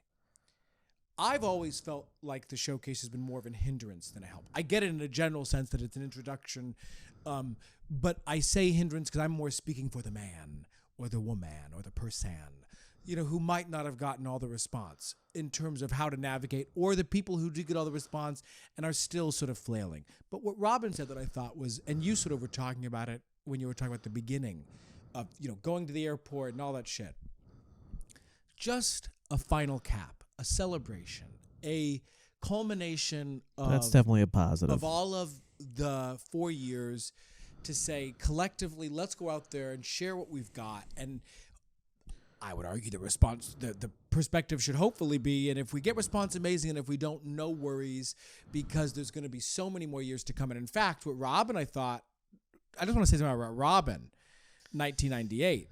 She said she had 6 to 8 responses, right? And ended up signing with what was Nicolosi of the OG Nicolosi, whatever the name of that agency was there for a year. But it also, she sort of made it clear that it was a stepping stone.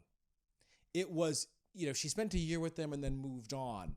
And here's Robin, nearly 30 years later, still killing the game, working, a fabulous actor, a good workaday actor, whose career, the showcase was a moment in time.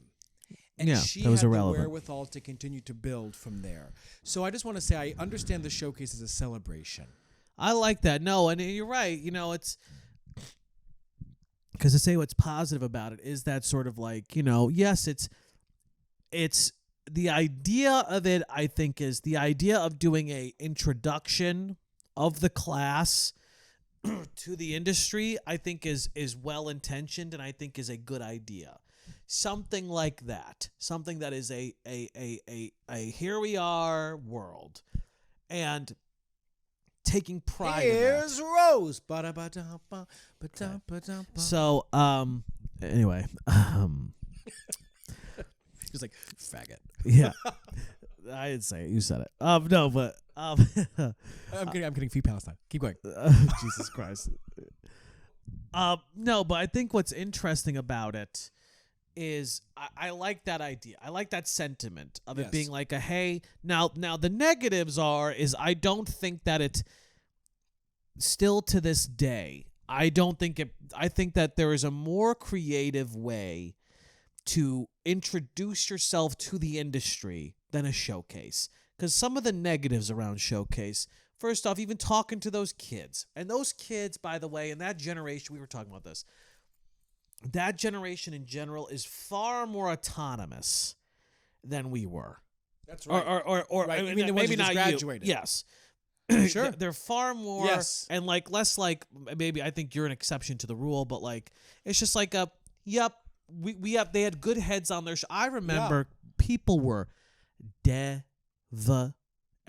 by the way, showcase took people out. I just want to be clear. Away. People right away, right from the beginning, people not getting responses in showcase. Absolutely. Took them out. Absolutely. And look, I'll be transparent. Who the fuck knows?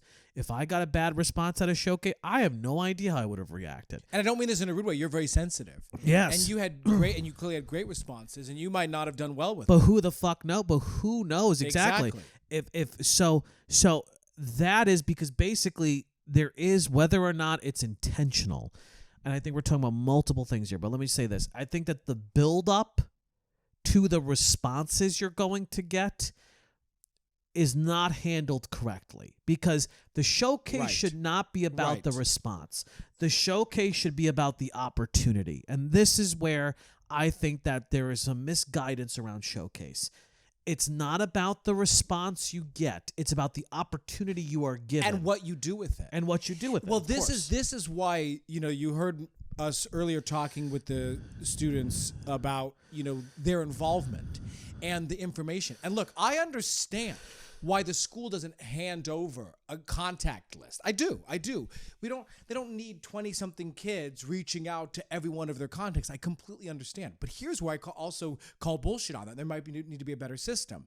These kids paid to go to this school. Correct. These kids paid to get this training. Correct. And are paying for this opportunity to go Correct. to these showcases. This is their careers independently, and they should have some, to use the word, autonomy over and have some knowledge over who's here, how can I advocate, how can I follow up effectively. No, yeah, that's bullshit. And the other thing is, let me say, if we stopped, I think that what needs to be reframed, like I said, is the sheet and the response thing. Because, I was thinking about this. I'll say, I don't think it matters. I think about someone like Raz Golden.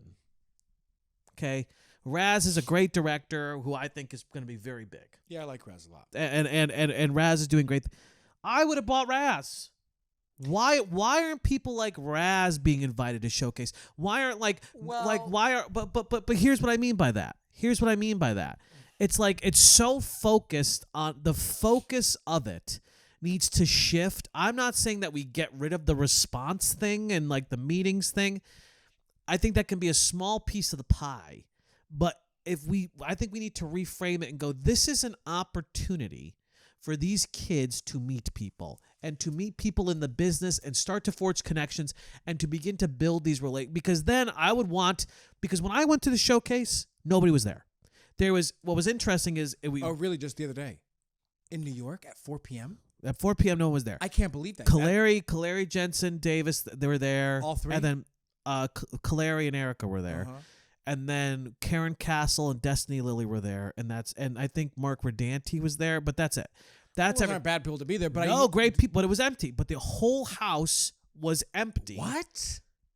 There was probably 20 people there, and it was a house of however big Playwrights Horizons is. That's bad. And I say, but yeah, because I'm like, why don't you invite the school? Would do better to go to fucking My Opinion. But okay, I know what you're saying, but here I'm going to disagree and I'm going to agree. I'm going to agree because you're right. Like Raz Golden, I'm thinking of all of the New York theater, Michael Hurwitz. Who are the up and coming directors in or all of the New York theater workshop like fellows right now. Absolutely. But here's how I would turn that. I don't know if that's the school's responsibility to do, but I would argue that it's the school's responsibility to say, listen. That's where I agree, yes. Who are the artists that you are interested in getting to know? 100%. We would encourage you 3 months before. Hey, we've not met, Raz, but I'm an up-and-coming student. I'm a fan of your work from afar.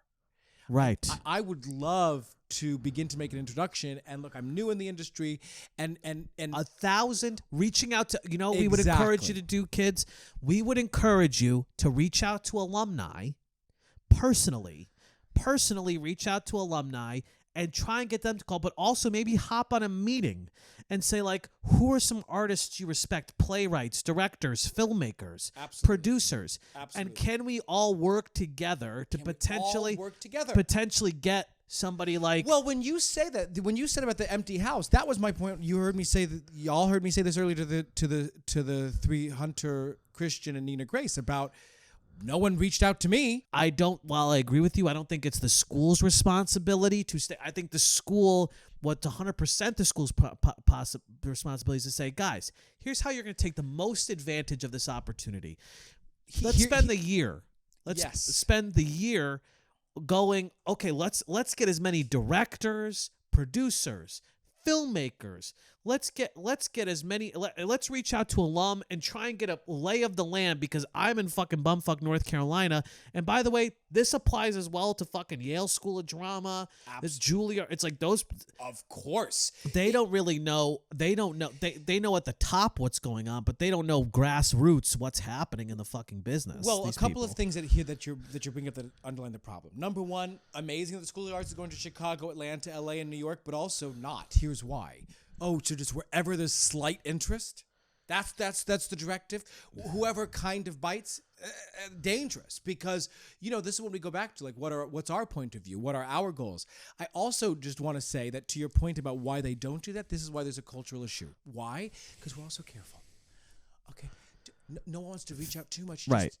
Just see what. Well, happens. even they talk about Rob DeCina and like what Rob. It's like, yeah. Oh, so if I get one email invite me, then I get another. Wow, you're blackballed for life. Is that what that fucking? It's like I totally. It's like, what do you? Well, it's a fear, and that's why they're withholding these lists. It's always a fear-based fucking thing, and that doesn't make any sense. Where it's like, in fact, you should get 10 invites.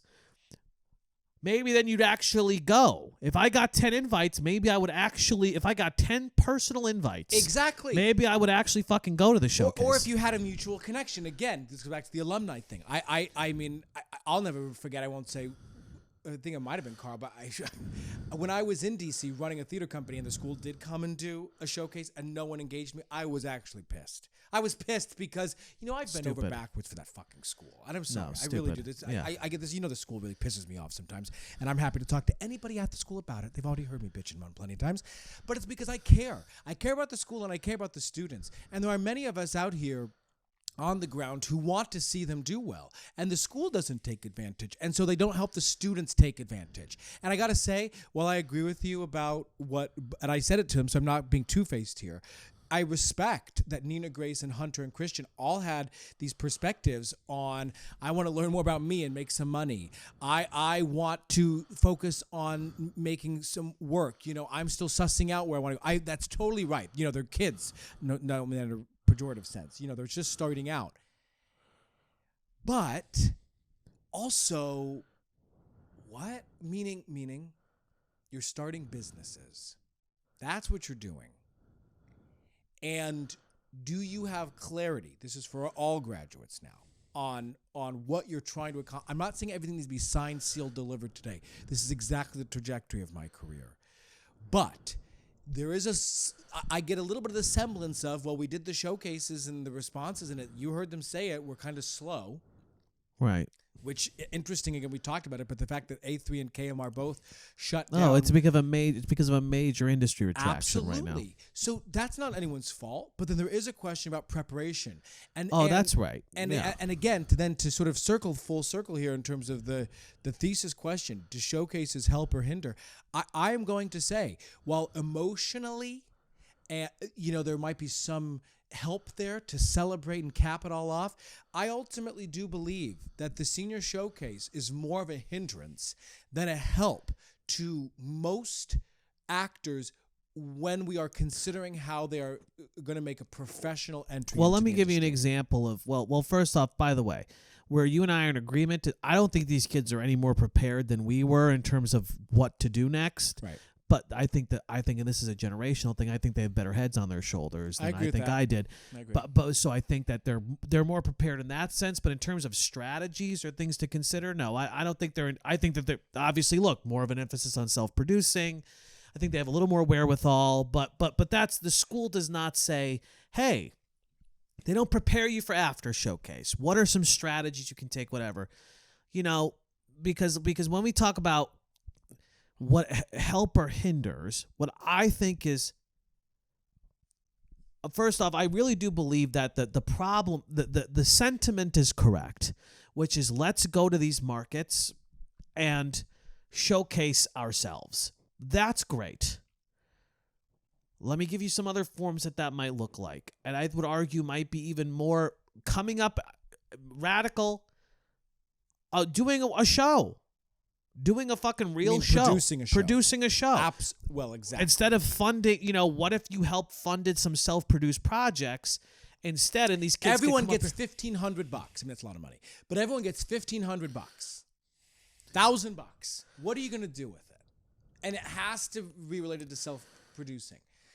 Because to your point, again, now we're getting into more of what should be done, which is right. Showcase, great. It should be a blip on the screen in terms of go up there and do a short. Go up there. You know what? I'm going to do? I'm going to come up to New York and I'm going to do a short. I'm going to produce a short. I'm going to do a concert the day after showcase. Absolutely. Or the night of. I'm not going to go to the UNCSA meet and greet. I'm going to do my 3 showcases and then I'm going to go to a 9:30 set at Green Room 42. I mean, imagine. Now people want to do what everyone else does. We're all sheep, so no one's going to do that. But I think the school encouraged that. Even if someone was like, go tomorrow and read a play with a group of people and invite 3 artists, 3 alum that from the school, and you're just going to read a play. It's not rocket science. It's not rocket science. What you're talking about, even that is it's go up there and arrange a party, or go up there and because when it's school sponsored, it's a little tricky, but and it's not real. Whereas because here's the thing. I think that showcases are not going to be happening in 5 years. I think that in the current format, because let me tell you something, nobody was there. Yeah, And what but- they were okay, but- saying, and but what what they about were the virtual saying is stuff? the virtual stuff I can see happening. Yeah, but then why would they get rid of the in-person? Well, Nina Grace was talking about this. She's getting meetings. She's not getting meetings in New York. You don't have to. There's not a time limit of we're in New York. I'm here to take meetings for the week. I can take meetings a month later. So where's the urgency to be in the city then? I hear or it. to be in the market? I would argue that if you were coming here to do something, if you were coming here to do a 4 performances of Three Sisters. I don't fucking know. Or to do your Romeo and Juliet that you did at school, like there. Or if you were up here to shoot a short or whatever the fuck, then there's reasons to actually go to the market. Sure. But with the virtual shit and with like the meetings, I don't think there's as much unless you are going to be one of the few people who's going to explode out of the gate, which is 1 or 2 people per class. Yeah. Then there is no reason for you to come to the market. There's no except to get a sense of the lay of the land. That's what's useful as well. Well, I would just say, like, if I was coming to see, I'm not interested in virtual. I'd want to see how someone's energy is. I want to see how they really. I'm just speaking for myself. Like I've been sent many a digital virtual showcase, and I don't like them. I don't like to watch that way. I'm just speaking for myself. That I would want to go see what. But when you're talking about convenience, and you're talking about what are most people going to do, I bet these virtual showcases are going to become more and more of the thing people do. And I agree. Of course, it's not as just like auditioning in person is more appealing, and you get better sense of the person. But that doesn't. Convenience is key.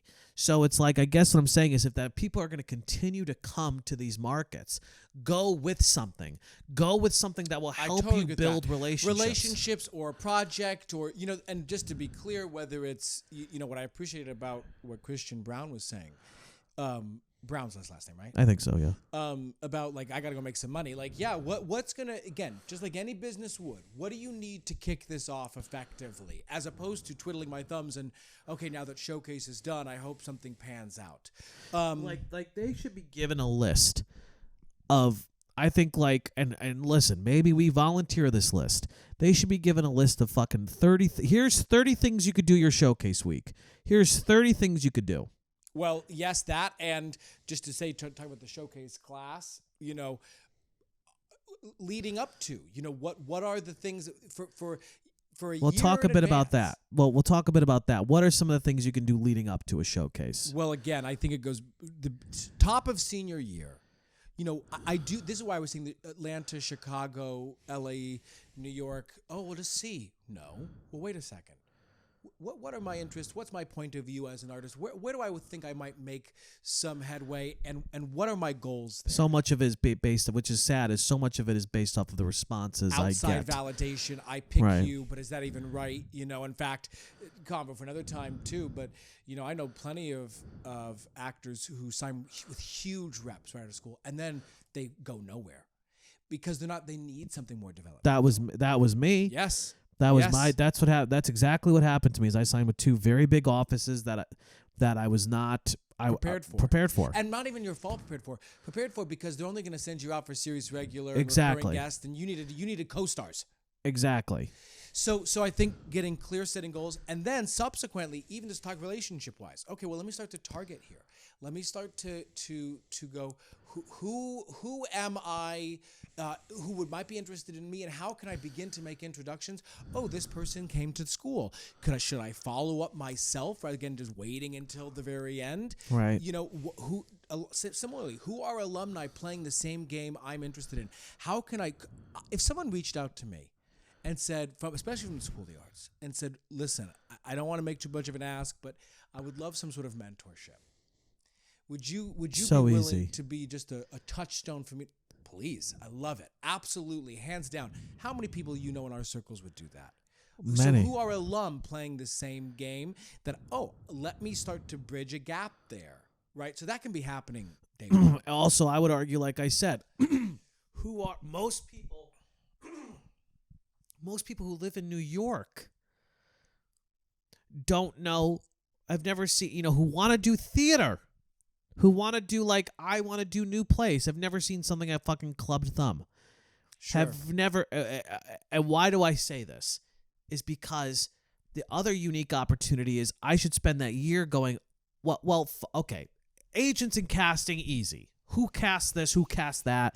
That's 5% of the fucking puzzle. Who are the and not even by exciting, I don't even, simple as who got director playwrights realm. Who got fucking, what were the playwrights who got selected, or the fucking directors, the Club Thumb? Who were the directors and writers who got selected this year for summer works? Right. Or it's like doing this research, exactly. just research and figuring out Totally. let me not go, okay, who casts NCIS, suck dick or whatever the fuck. Right. And instead let me go, well, who are some on the ground artists that I don't, in Chicago, in fucking wherever I'm going, who are the exciting like I said, the filmmakers who going to No Budge, going to Short of the Week, going to fucking, who are these people? And let me start to see if I can spend this year building because I bet you, because that is such a ripe time, because people are willing to do favors for you. Of course. And that's the other thing too, is like if you were to reach out to, if you spent, I'm a filmmaker in New York, and I had, a short at Sundance last year. Maybe I'm speaking too much, but it's like, wow, if I get an email that's just at the in beginning of the year, wow, my name is Mike, and I'm a student at this school. I just want to say I love your movie. Here's what I loved about it. I just can't. I'm so happy I discovered your work. Can't wait to keep following what you're doing. Period. Send. Absolutely. Then maybe another email, kind of a cultivation email, and then I bet you, hey, I'm actually going to be in New York for my senior showcase. I'd love to. I'm 21 years fucking old. I know nothing. I'd love to just take you out to lunch, take you out to coffee, or walk around the park and just kind of pick your brain about. That's such the unique. You are never in that moment again where you are that fresh, and people are that willing and people want to get to know the next. And big people thing. want to, and people want to help, and that's the Absolutely. difference. So as opposed to telling kids, Rob DeCina, that you're gonna seem desperate or tryhards or whatever the fuck. Take advantage of the asset you have right now, which is people. In fact, no, bother people. This is the time to bother people. Well, you're young and know nothing. And you can you can do a mea culpa, but also you can be cool about it. They're smart. They can. Yeah, they can it. be. They and know. if you, They and if know you it's have a like to question try again, hard. go Yeah. to Not try people hard. in your community. Listen, I know this is a 5-hour episode, y'all. It's but, really not. I know you're so concerned about time. It's not that long. But I think this is. I think this is. I think this is good. I think there's a lot of good stuff here. I hope you valued, this perspective and consideration on the senior showcase. We're gonna close out, of course, with our comfort food performances, which, just as a reminder, is our favorite performances as of late, or of not so late, because Mike wants it to be Lauren returned. Karaman in my senior showcase. Is your That's my comfort food performance. I believe it. She was She's so my good. she was my scene partner. She's so good. She's just incredible. And but I remember her performance. She just always does her. She does her. She does. She's one of the she's one of the better actors coming out of school in a while. I think she's wonderful. But she was my scene partner in one of my scenes, and I just her. I'm sure I saw your showcase, because I think I vaguely remember her. Actually, do you know what's so funny? That the song that I sang in senior showcase is still my go-to 32 bar cut. The same song that I sang in that showcase, I still sing to this day in practically every audition. Wow. My comfort food performance is Sandra Bernhard in King of Comedy. I love that movie. I do too, and it's actually I'm not a super Robert De Niro fan. I think it's always just okay. He was pretty good in that. I think he's great in that. He is really good, and Jerry Lewis is so good. But Sandra Bernhard. Did you see that movie recently for the first time? A few 6 months ago, 7 months ago. Yeah, it's on my my list of comfort food performances. And Sandra Bernhard in particular, what a great actor, and what a great performance that is. Oh my That's God. my favorite. Well, speaking two things. First off, that's my favorite Scorsese movie. Mm-hmm. Second of all, that was I almost did the scene In Showcase? Yeah, between her and Oh yeah, in the De apartment? Niro. Like no, not in the apartment. When they're on the street, Uh-huh. and she's like, "Get me, Jerry." It was me and Ellie Yes. Barone. Yes. Oh yeah. And you know, and I'm like, I live in a hovel, and you live in a townhouse. I can't. So we almost did a scene. That was one of the final picks. Was that scene for Senior Showcase? Yeah, great I live in a hovel. It's a good full circle. There you go. episode. All right. Thanks, friends. See you later. We hope that you enjoyed today's episode of the Creativerse podcast. If you did, a review goes a long way. So make sure that you're following us on whatever platform you listen to. And if you're catching this on YouTube, be sure that you like and subscribe so that you can get alerts when new content drops. If you're listening on Apple Podcasts or Spotify, subscribe to us. And if you want ongoing new content that's exclusive, you can't get anywhere else,